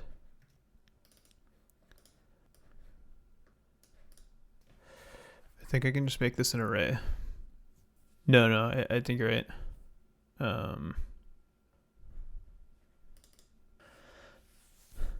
Make pointer.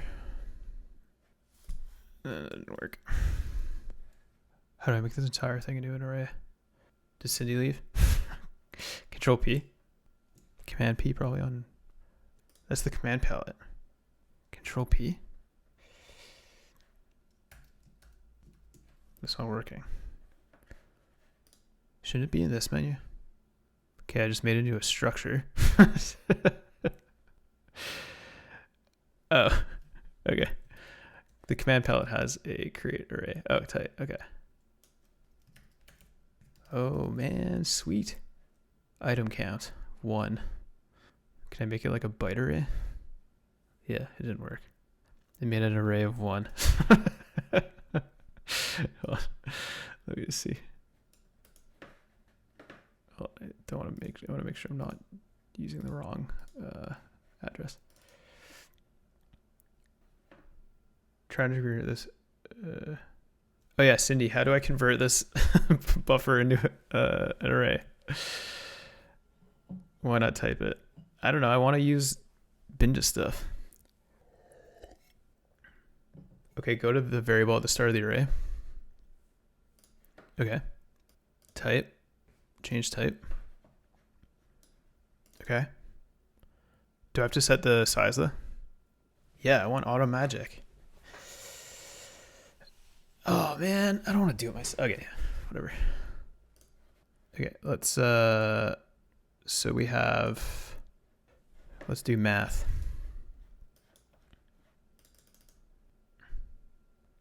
So we have 28470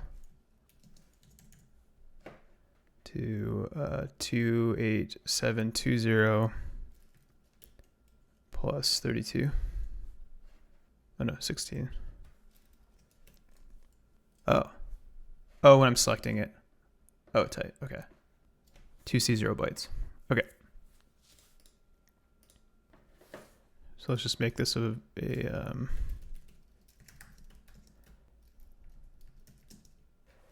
oh my god. Does that work? Yeah, cool. Great success. Oh, I didn't mean to save that. Why is it giving me a new save menu? Yeah, level up for my giant noobness. Oh yeah, look how much better it looks now, Sergey. Well, this offset or this line looks good. And then, okay, yeah, these are just local variables. That's fine. So R9. So let's just set this as initial offset or something. Or let's just set it as modifier because it's not really technically the offset. And then we have I assume this is the length, but our ciphertext address and then length maybe.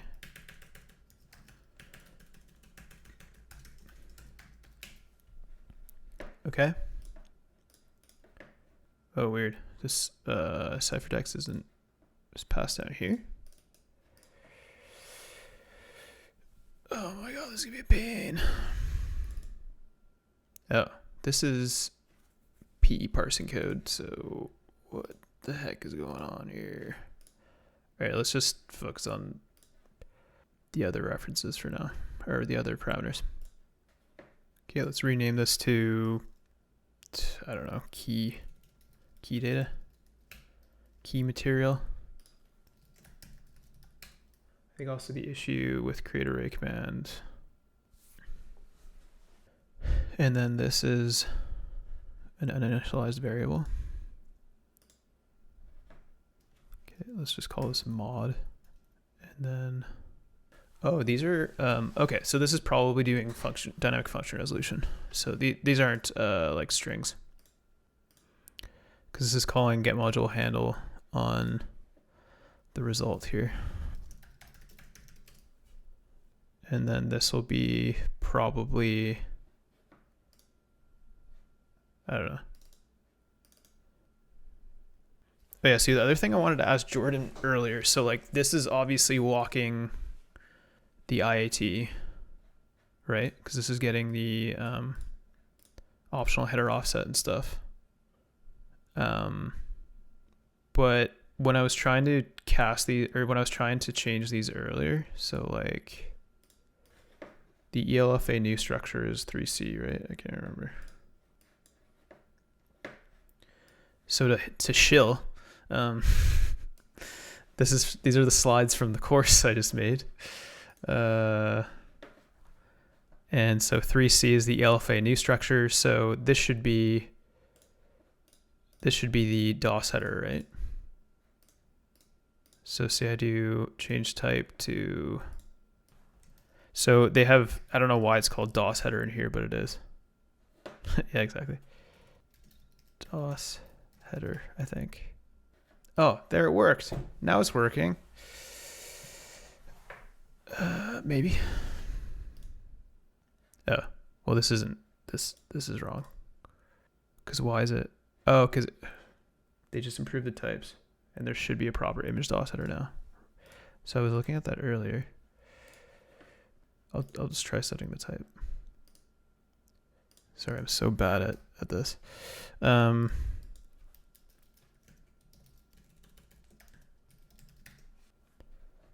we go.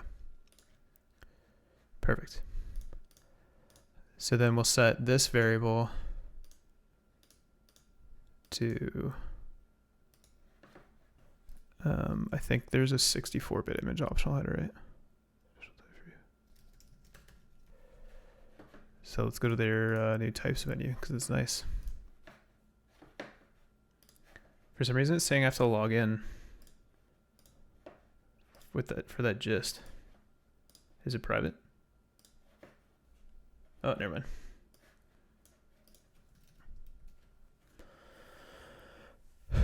mind.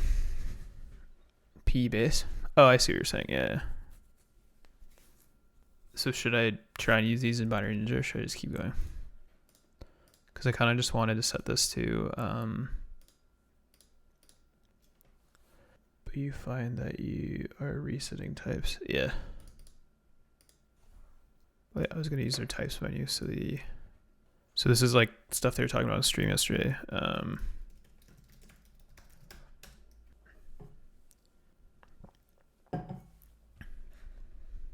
So it shouldn't matter if we don't use a 64-bit version, but let's use it.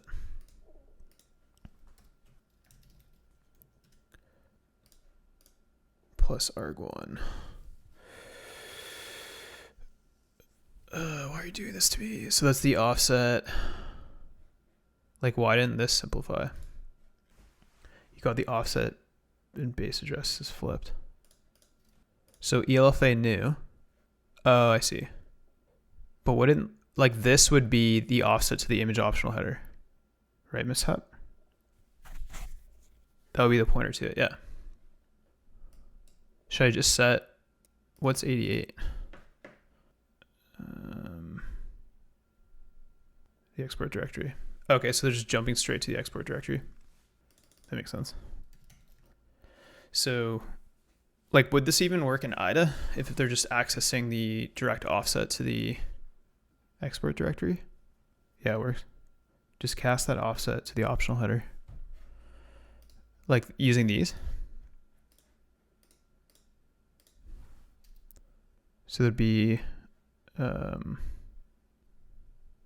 so this is the cast for that. So that would be the optional header. Oh fuck, can I not do that? But you need to set the right types.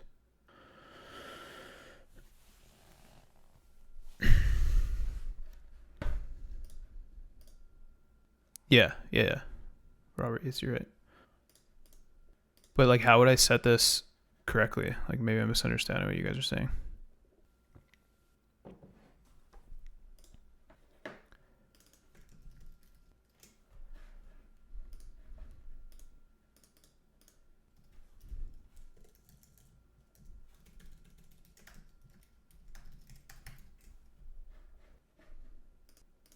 Oh, this would be the offset. So the, there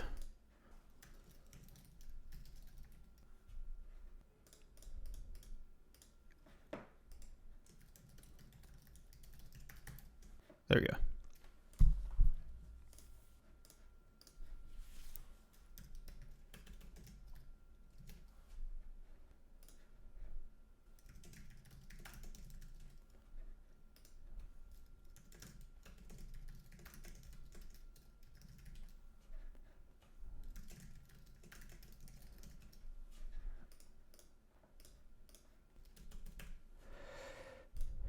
Is that just some names of struct? Oh, okay.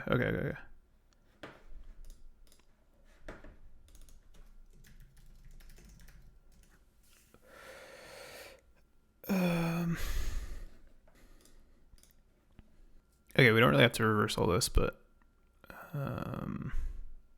it looks like they're actually deobfuscating hashes, right? Yeah. But even after they do,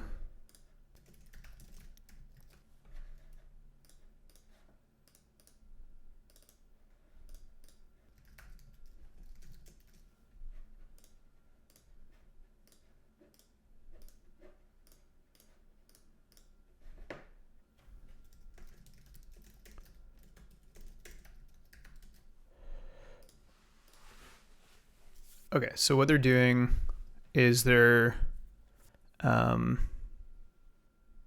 getting the module handle, then they're passing that to this resolution function, and then they're passing a given hash, and then the module name. Okay, so these are effectively,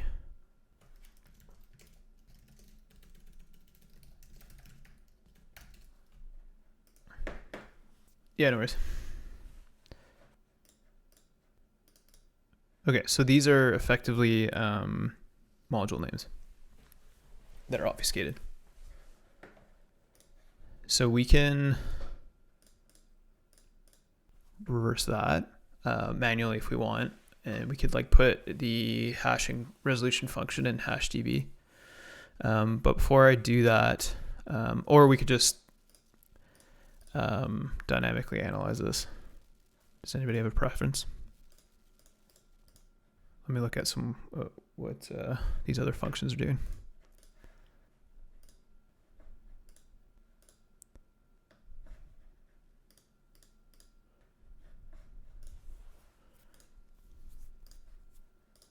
Okay, maybe I'll just resolve these dynamically for now, because I'm probably going to stop streaming in like an hour, just because I'm starving. And I ate like a bowl of cereal at like 11. But yeah, let's do that. Let's resolve these, and then we can keep going.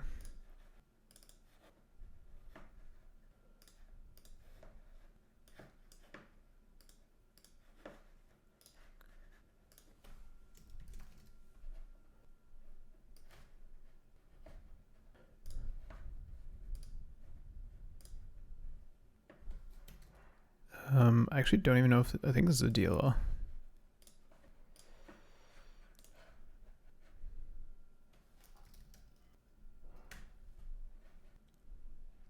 Yeah, it's a DLL.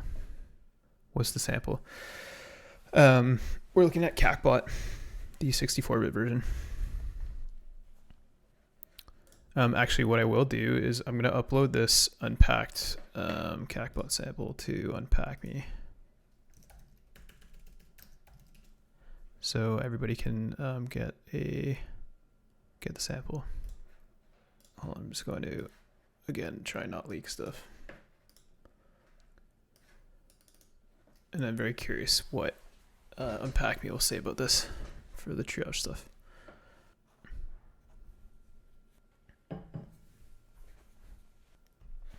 So harvest and sowing, while this is running, I'll just give you a recap. So far we've extracted this first stage, or this next stage shellcode, from Binary Ninja using some code that we wrote. Well, sort of, because we ran into a what should I say, as like an issue with extracting the resource from the first binary programmatically. So we just moved on to extracting it manually and decrypting it. Then we extracted another portable executable that was in plain text from the second sample that we extracted from the first one using Binary Ninja. And then we extracted a third PE shellcode blob from this sample, and then we extracted the final Qakbot PE, so that's what we're analyzing now. So now that this is on Unpack Me, I will give the hash. So if you need to, yeah, no problem. Okay, so let's take a look at, here, one sec. Wife brought me, hold on, actually I think she might be coming back. 1 second. She brought me some food. She probably heard me saying that to you guys.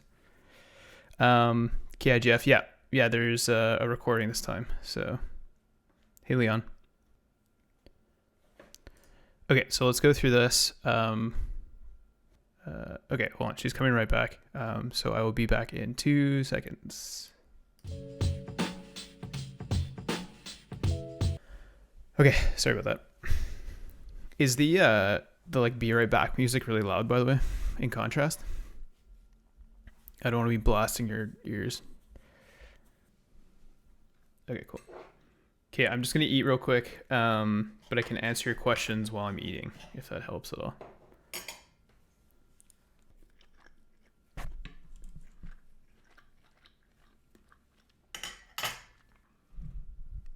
I know some of you are taking the course.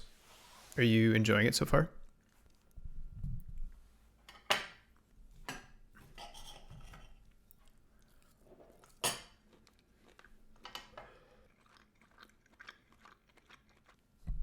All the feedback we've gotten so far has been like super helpful, just because there's been small mistakes and stuff. So big shout out to all the students who have been helping out with that.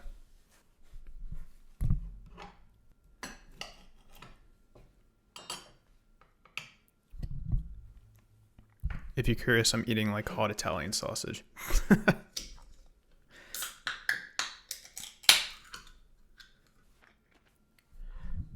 Harvest, yeah, you could probably do the course using Binja, but in all the videos and the docs, I basically walk through everything using IDA.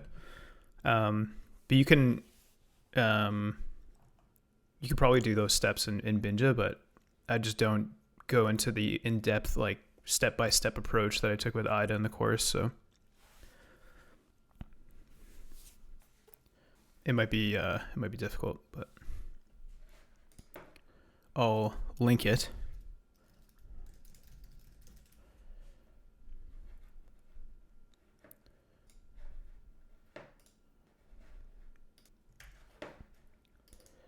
The reason I'm messing around with Binja is just because I'm mostly trying to get better at using it. And right now I'm not great at using it. So, and I really like the API. but I'm kind of born and bred IDA user. So, oh yeah, and I should say in the course you can complete the entire thing using IDA free. So you don't need to own a commercial version of IDA, but if you do buy the course, you can get like 10% off of IDA Home. So we did a deal with Hexrays. So that's pretty cool too. But I do plan on making Binary Ninja content once, obviously free content like this, and but once I get better at using it, hopefully we can put some training together. Or even what we could do is probably take this training and then incorporate Binja into it.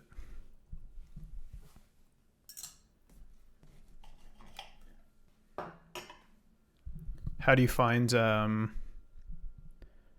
the vulnerability research with Binary Ninja on those platforms? Is it pretty good?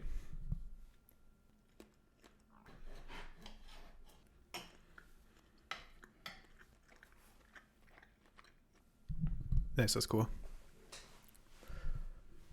Yeah, I agree. The decompilation, it's like vastly improved. I think they did a bunch of floating point work for 4.0. I don't know if you watched that Binary Ninja stream yesterday, but I think they did fix a bunch of floating point stuff.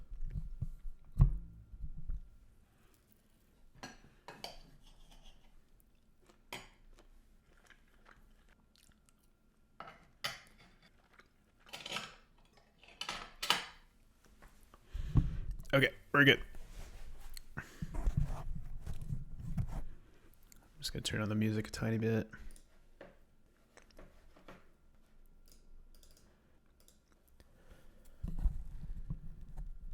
Okay, I'm not sure if it was architecture agnostic, like if it was a particular architecture that was better at floating point or not, but I'm also trying to learn ARM. I got this for Christmas, which is like the blue ARM book, but it's very different than than x86 assembly. Okay. Oh yeah, we're gonna resolve those functions. So I think nice. Yeah, it's pretty much the future. So that's why I need to learn ARM, because otherwise I'm gonna be left in the dust and be over reliant on lifters and decompilers. Yeah, at least it does have fixed size instructions. That's nice. So in theory, it's probably easier to write. Undocumented processors, cool. Okay.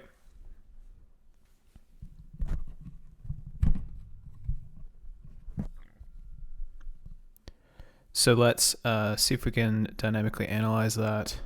So I know there's, yeah, so Leon, IDA Pro does do does identify those functions. But yeah, you can use whatever you want for the course. You don't have to use IDA either if you want to use Binja and IDA for like to make it easier.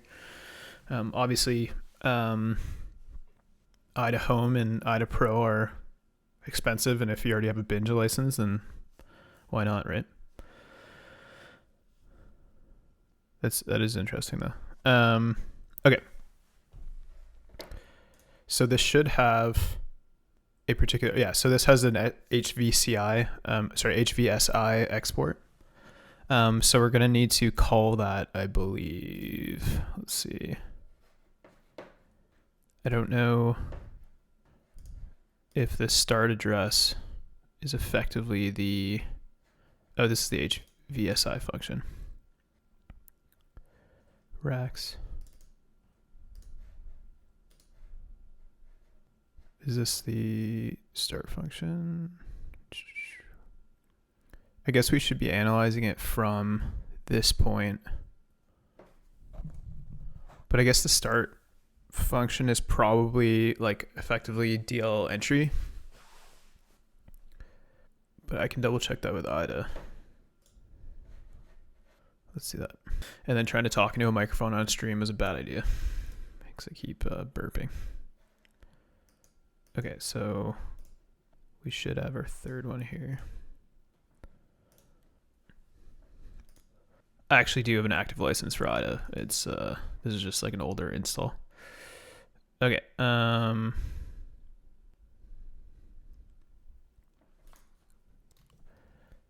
So we have DLL entry. So this is at address 18,000, whatever. So if we go there,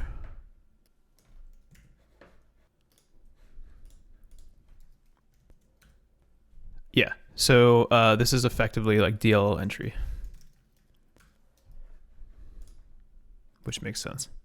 So all that dynamic function resolution is going to be done within DLL entry first, since that's the first function that's called. And then we're going to need, so I guess we can just, if all we want to do is get these functions, we can just use the x64 debug DLL loader. So let's, I'm just going to make sure I don't have any shared folders or anything. Does bin just show you the entry point of this DLL in the triage view? How do I look at the triage view?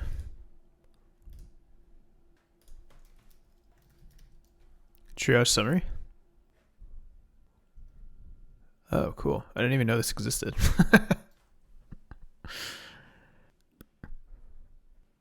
Yeah, exports HVSI, and then does it have, your question was the entry point of the DLL. So that'd be the entry point here, yeah. Cool. Yeah, that's the entry point. And then so like in IDA, that's DLL entry point. That's cool. I didn't even know about that triage menu. So okay. So let's so I'm just going to take a snapshot of this in case we need it, and then I'm going to restore a clean snapshot, and then we'll debug this. Let's call it Qakbot.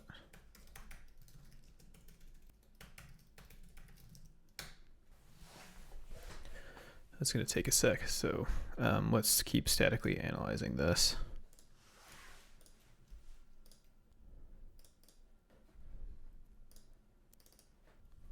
Okay, so that's probably not a length anymore.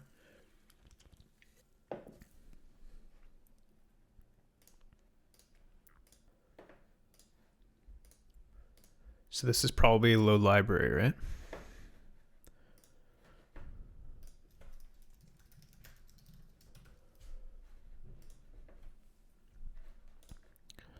Maybe not. Okay, our snapshot's done, so I'm going to restore a clean snapshot. And then we'll debug this.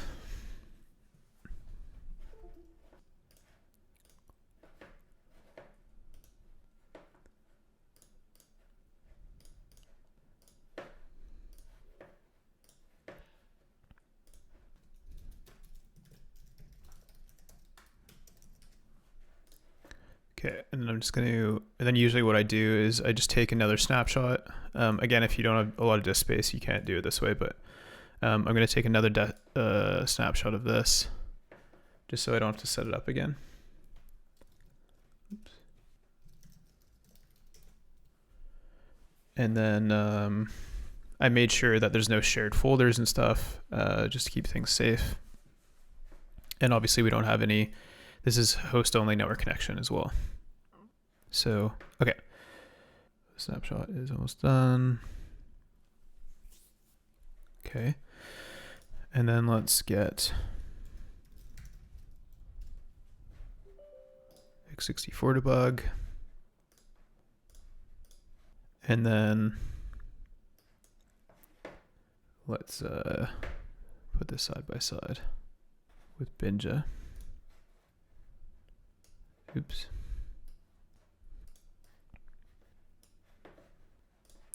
Yeah, I need to donate to Duncan.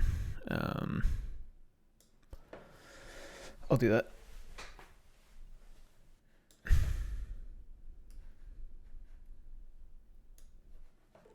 Because, in my opinion, this is the best debugger.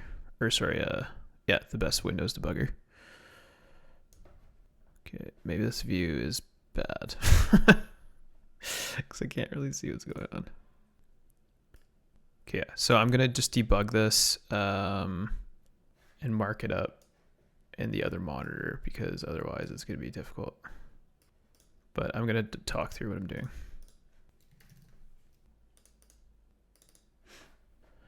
Okay, so we're at the DL entry point.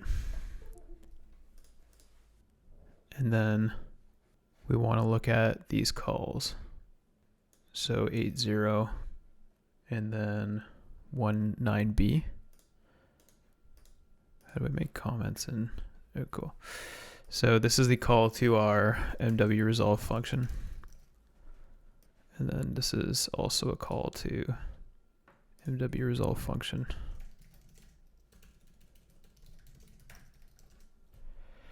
And then if we step through this,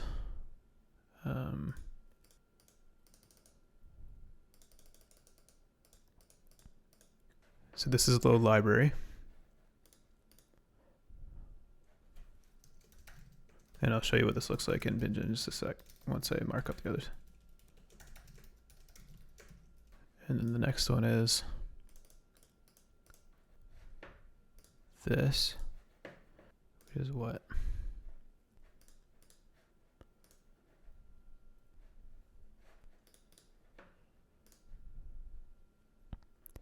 The remaining function table looks like. So this does, oh, these are two different addresses. Okay, so this resolves load library, and then this resolves this remaining function table, it looks like. So I can mark this up manually, or we can dump it using Scylla. No, I haven't used the, I haven't used it. Yeah, maybe I should give it a try. I'll just call this remaining. Oh, maybe the other address was, well, I'm just gonna go here in Binja, or sorry, in x64 debug.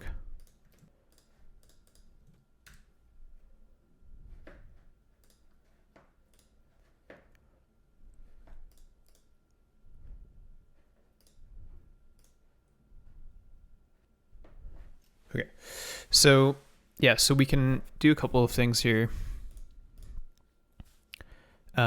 But it looks like the function table was resolved for this. So I'm gonna dump this. And I'm gonna try using Alia because I like it better.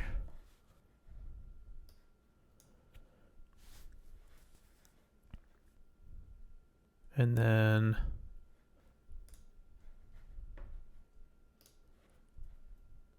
wait, is this gonna dump the correct thing?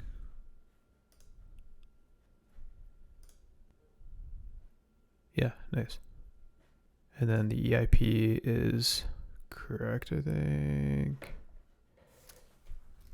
Sorry.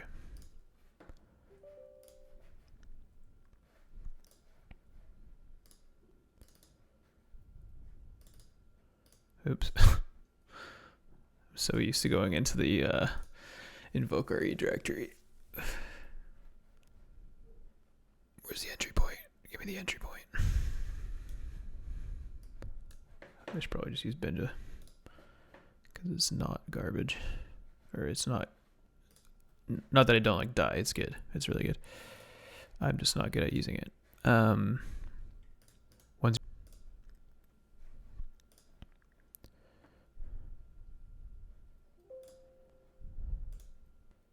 they're not resolved. I think this is it, right? Yeah. Okay, so that didn't work. Let's use Scylla.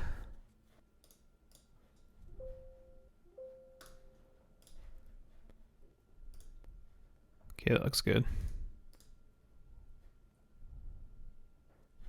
Let me just take a look at that function table because I think it found it, but sorry, to look at chat for a second here. Yeah. Yeah, passing over the UART would be a pain. Okay. Right, I was gonna look at that function table again. Uh-oh, my headphones just died. No more music for me.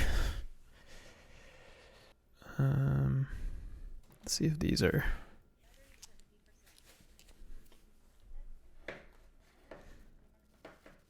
There we go. Okay, sorry about that. Okay. This was the function table.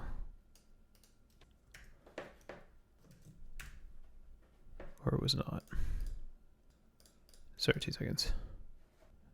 Just want to like double check my sanity for my sanity.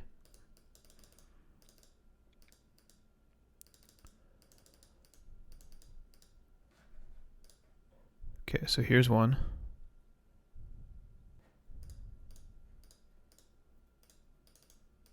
Oh, because it's a pointer. Okay.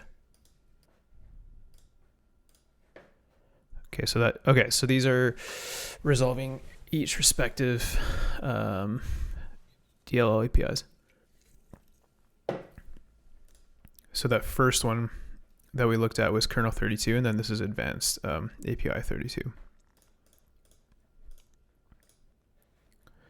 So I don't know if Silo will be able to resolve multiple function tables, so we might have to do this. We might actually have to do this statically.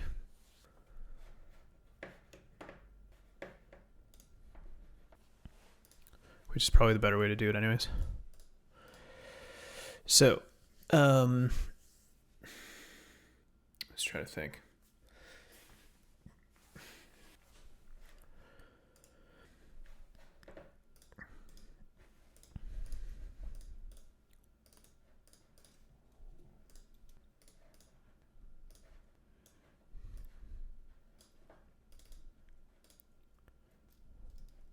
Yeah, this looks very similar to Binja.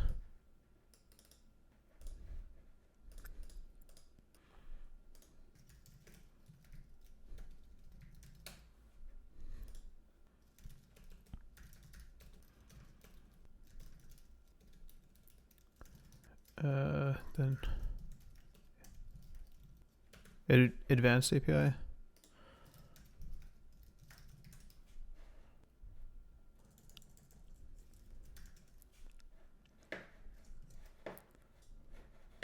Let me just double check. Yeah, advanced API 32.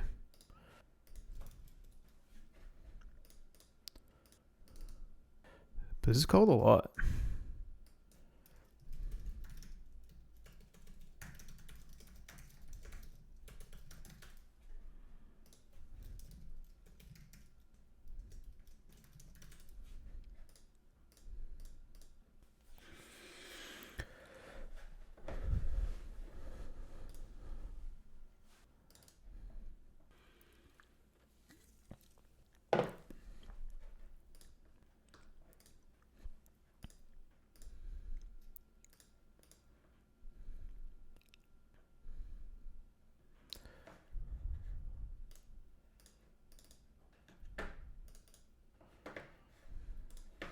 I just want to look at the other call sites for this.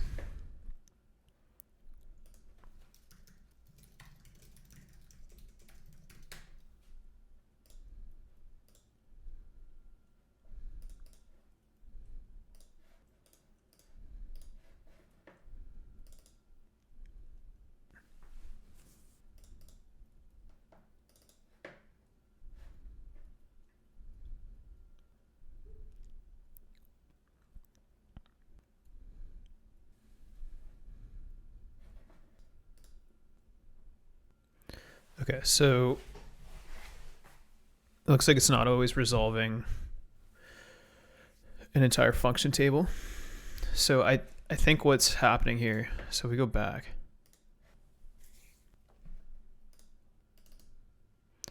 I thought that I thought the last parameter might have been the length of the table.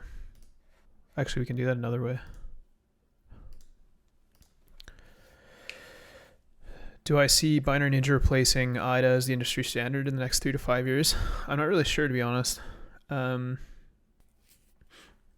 currently I'm like mainly an IDA user, but I really like everything they've done, especially in this release. Like things that weren't working yesterday until I updated today. Yeah, the inertia is super strong because you get like you get a million architectures. You just get a lot. So probably not what. Like IDA already has a lot of inertia behind it. Is that what you're saying, Cindy?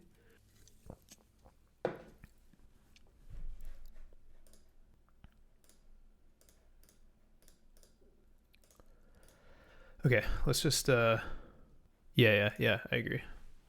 It's probably gonna stick around. But folks like Leon and others who are using Binger right now, who are like the next generation of reverse engineers, are probably gonna be the ones who decide, right?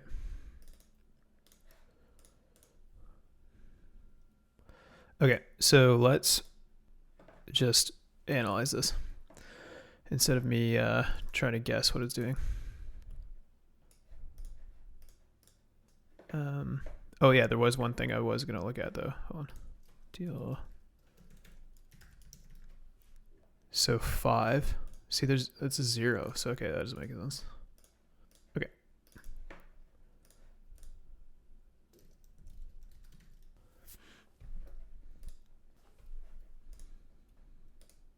Okay, I'm gonna start coding this. This stupid firewall is being annoying. Okay. Plus mod minus module name.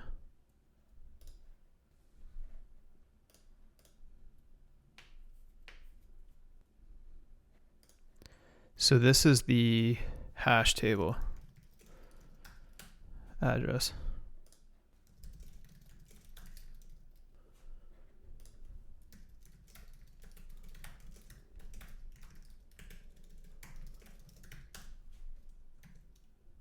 Oh, I haven't even saved this yet. That would have sucked.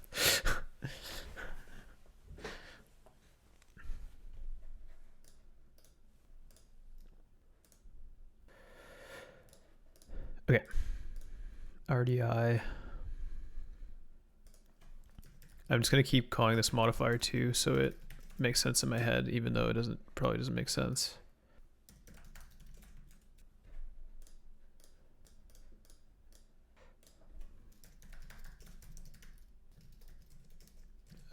Module.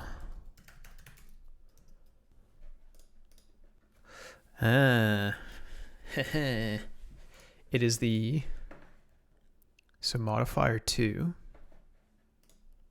is the heap allocation, so it is a size.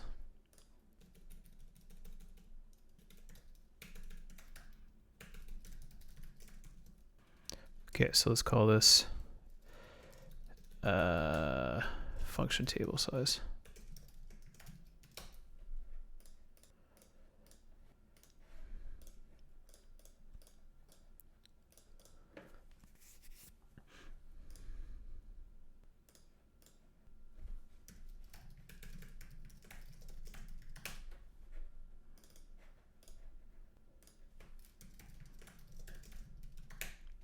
I should probably keep the snake case consistent.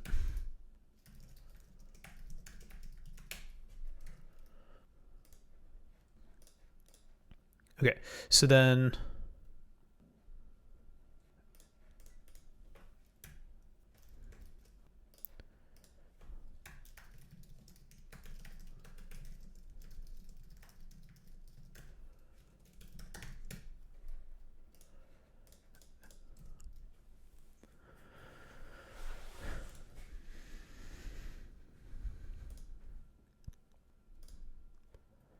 okay, and then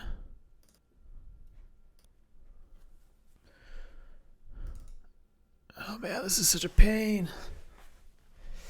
I want to put this in HashDB, but I don't know if we'll be able to. I think they have a bunch of hash material, if that's a word. I guess I can just embed this in the algorithm, but It's kind of sketch.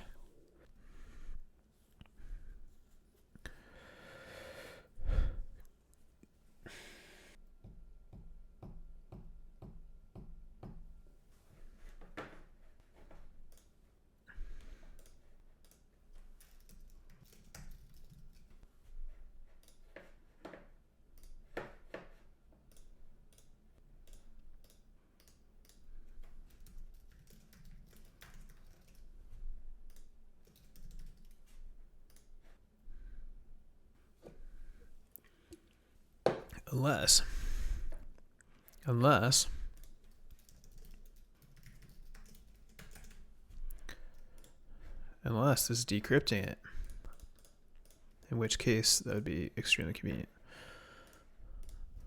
I'm pretty sure it is, because there wouldn't be all those other references to it. But why would it be XORing it with a D word at the end? Maybe it's decrypting the hashes.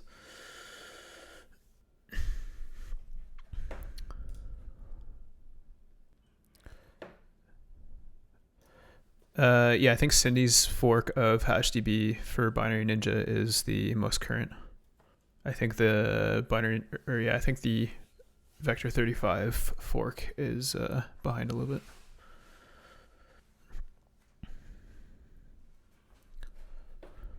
Okay. So let's check out some of these others. So I'm like 99% sure this is just decrypting it. So that this is key material, not hash material.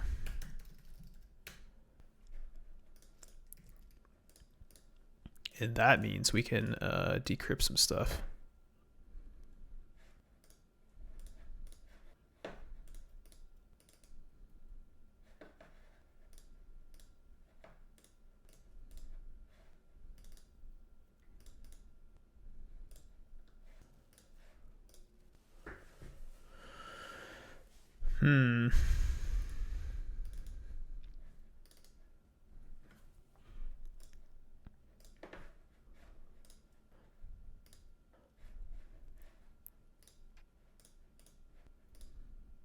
Okay, I keep losing this cross-reference list and it's driving me nuts. Maybe it's a bug.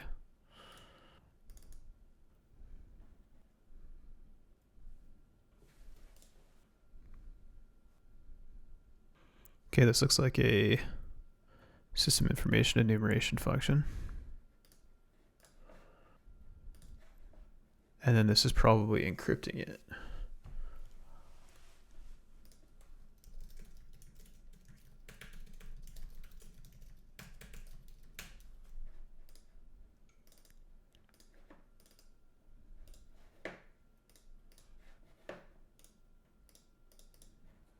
Let me try and pin them.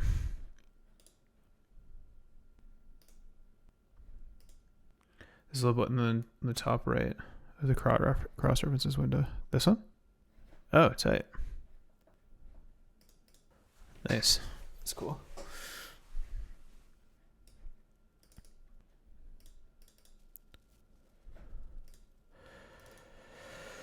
These functions being provided as parameters are confusing me.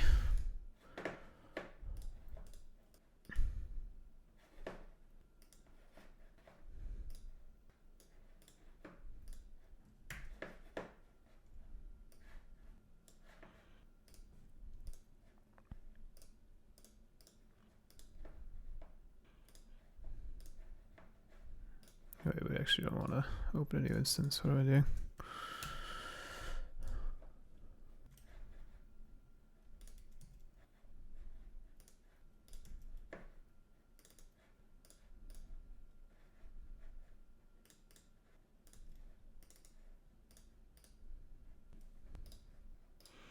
There's probably a strings table somewhere.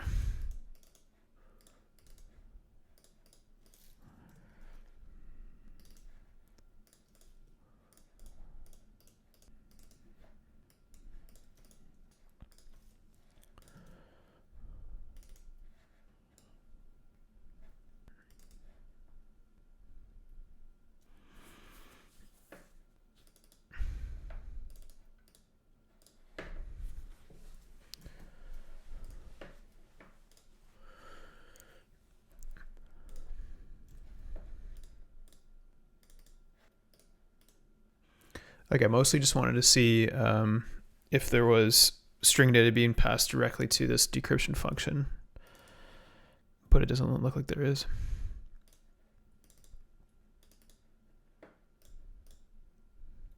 Because, okay, so this is doing two things, it looks like to me. How do I just add another slide? So it's looks like to me right now this is doing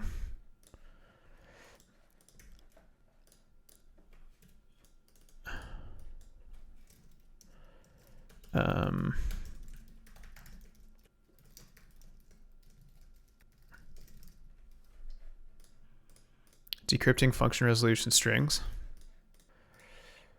It's also encrypting C2 information, or maybe info collection. And maybe it's also doing from some table that we can't find right now.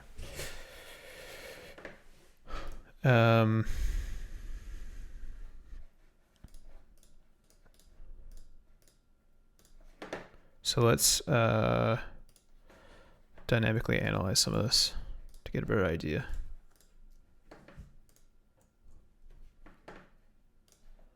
Because right now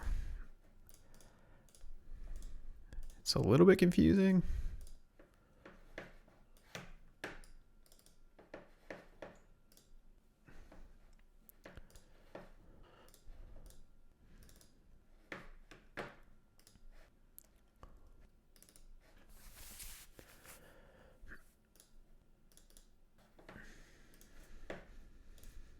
Okay. How are y'all doing? Still alive? We could probably wrap up pretty soon here, since we'll be going for 4 hours. And then I can kind of have a few things ironed out for next stream, and kind of have a better idea of how this sample works. Plastic models, that's cool. But yeah, I'll go for a little bit longer, and then we could probably wrap up.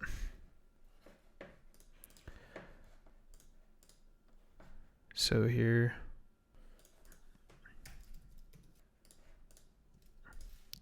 I did not mean to go in graph mode.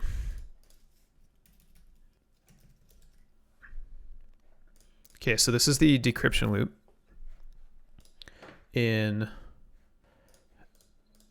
with that key material I was talking about earlier. So I'm just going to step through it and see what it looks like.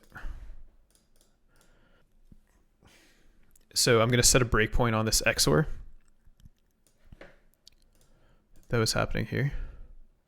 So that should be giving us the offset of the module name ciphertext that's passed, and then the key material with these modifiers. But they might not even be modifiers, so they do look like they're doing something though.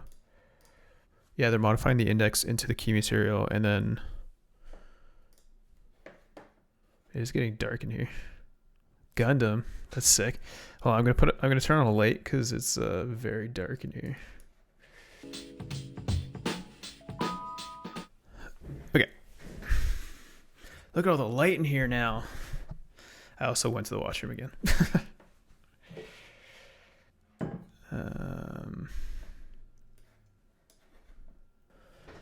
Okay, let's step through this.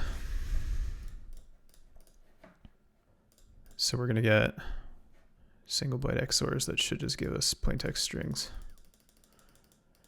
Kernel 32, probably. Yeah. Okay, so we can definitely figure this out. But we could just call get module handle. So there's probably the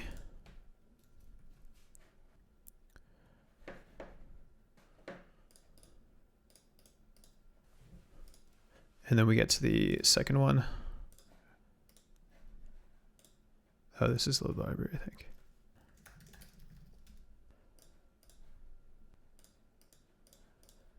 And then the hash table address is up here. Wasn't this the length? Yeah.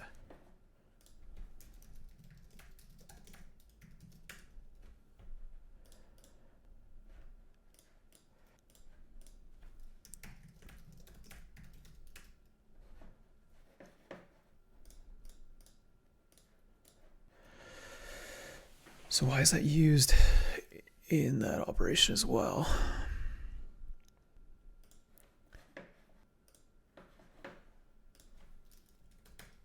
Oh yeah, I didn't think that was load library because it takes 2 parameters. Let's see what it is then. CC4. This might skip over this though. What's Rax? Oh, maybe this has like an alternate operation mode. Alternate operating mode. Because this is the beginning of kernel 32. My guess is, yeah. Bad function signature. For what? Reductor. Reductor.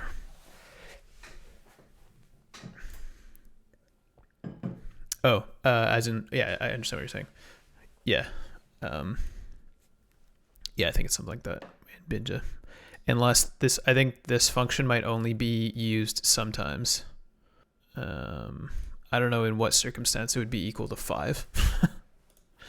I'll just say load library, maybe. Well, if I could spell maybe, that'd be great. But it's get module handle. I don't know. Okay, and then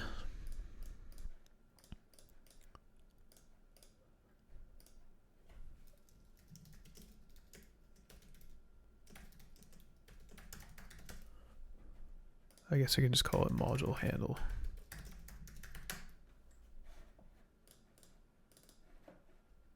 Or no, it wasn't. It was just the module.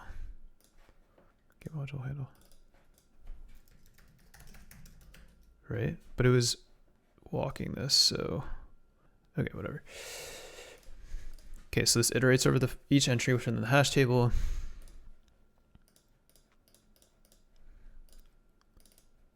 So let's call this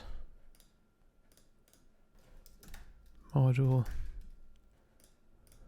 And then this is the hash, right?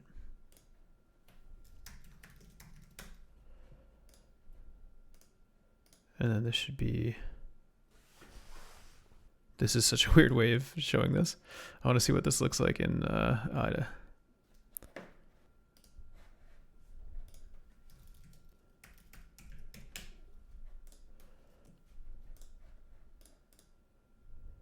CC2B.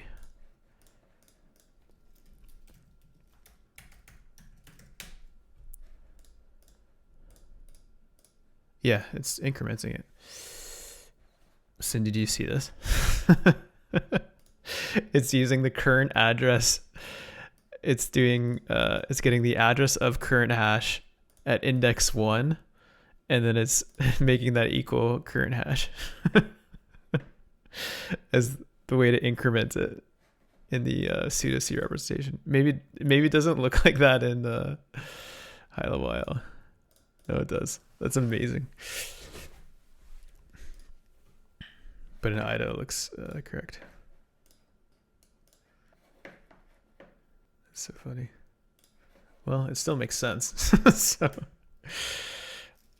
increment.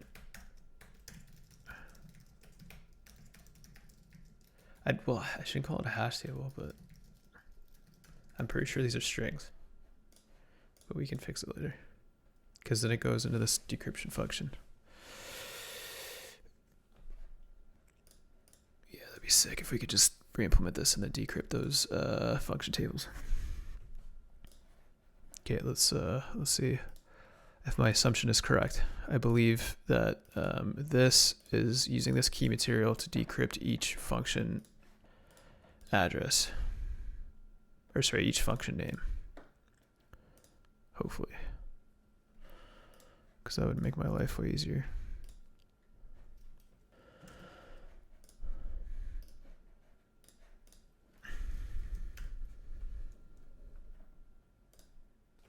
That doesn't look right.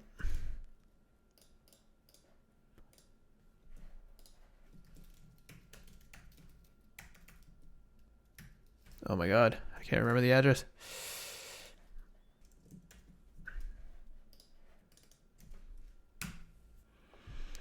Okay, it definitely does not start with a not. Oh, it does. That's super weird. Maybe this is like inline assembly.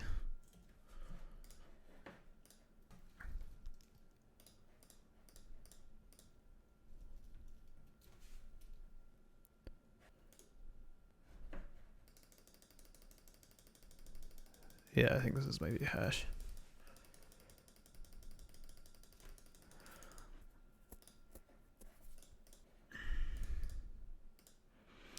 Yeah, it's a hashing function.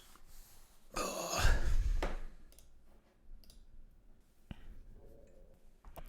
Sergey, can I put a hashing function in HashDB that has like unique hash material? Like bytes that are unique to the sample? Probably not. If you're still around. I think I'll have to do this the old school way. Or I could just let every function table resolve and dump it that way.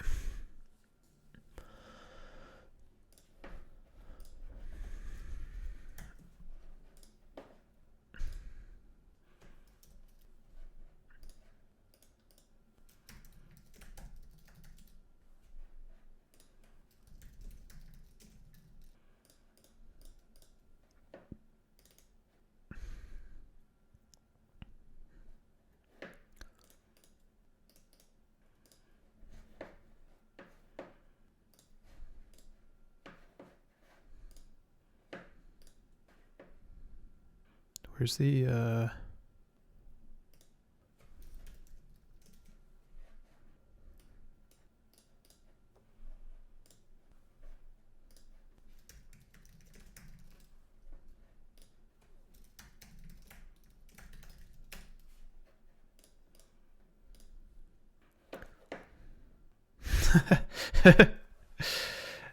what's to get you where, or well, I guess don't dox yourself, but yeah, it hasn't been that long. You only slept for like 5 hours, 4 hours, 4.5 hours.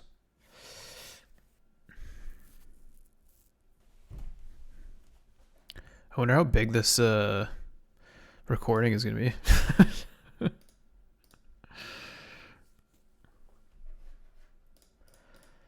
Okay, so we have to basically do this hashing function, or re-implement this hashing function, and I think that would be fun to do for the next stream. Now that we know it's a hashing function, but I'll probably write some boilerplate stuff just so we have all the DLL function names extracted on Windows and stuff like that. I think there's lists as well that I can use for it. So I'm going to try and do Saturdays, just so I'm not overlapping with Sergey, and some I might try and do it during the week. It's just hard during the week because I do work like a day job in addition to all the Invoke RE stuff. So, but I will probably try and do Saturdays. I don't know if I'll be able to do next Saturday. But yeah, just keep an eye on the Twitter or join our Discord. So yeah, I'm just gonna play our little ad for our course. Here, we're gonna kill the music and I'll play that real quick. I need to add it as a scene, like Sergey has it, but or his Patreon and a bunch of other stuff. But yeah, so this is the training. So if you're interested in learning reverse engineering or stuff like that, you can do the course here. I don't know if you'll be able to hear this that well, but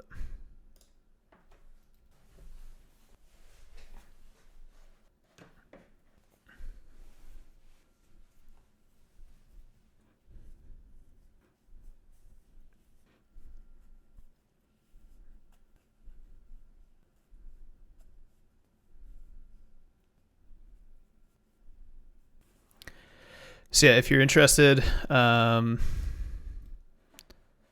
put like 2 years of my nights and weekends and stuff into this course. So I think like if you want to do practical labs and stuff like that, it's pretty good. So I'll just throw this in the chat in case anybody's interested. Oh, I guess it should have been louder, but that's okay. I won't replay the ad or anything. You guys can check it out if you want. And yeah, thanks for joining the stream. This was definitely the longest stream I've ever done, considering it's only been my second. But I think things were a lot smoother this time around. Got some music going. Got Jordan on, which was super cool. And yeah, thanks a lot for joining. It was super fun. So I'll talk to y'all later. If you want to join the Discord, you can register on here. Let's see. Oh yeah, I forgot to mention. So you don't have to pay anything if you want to check out the first few modules. And if you register, then you can click on the Discord link here. So don't feel like you have to pay anything if you just want to try out the course. This module, and then this assembly module are all free. So you can even check out these practical labs and stuff. So yeah, cool. Yeah, if you want to join the Discord, whatever, you can hit me up directly. We also have our Twitter account, and then we also have a LinkedIn page. I don't know if any of you are on LinkedIn or LinkedIn people, but we have one on there too. So give us a follow, and we'll talk to you later. Take care. And oh yeah, and I'm going to upload this recording. So for those of you who are not here this whole time, it will also be available. So take care.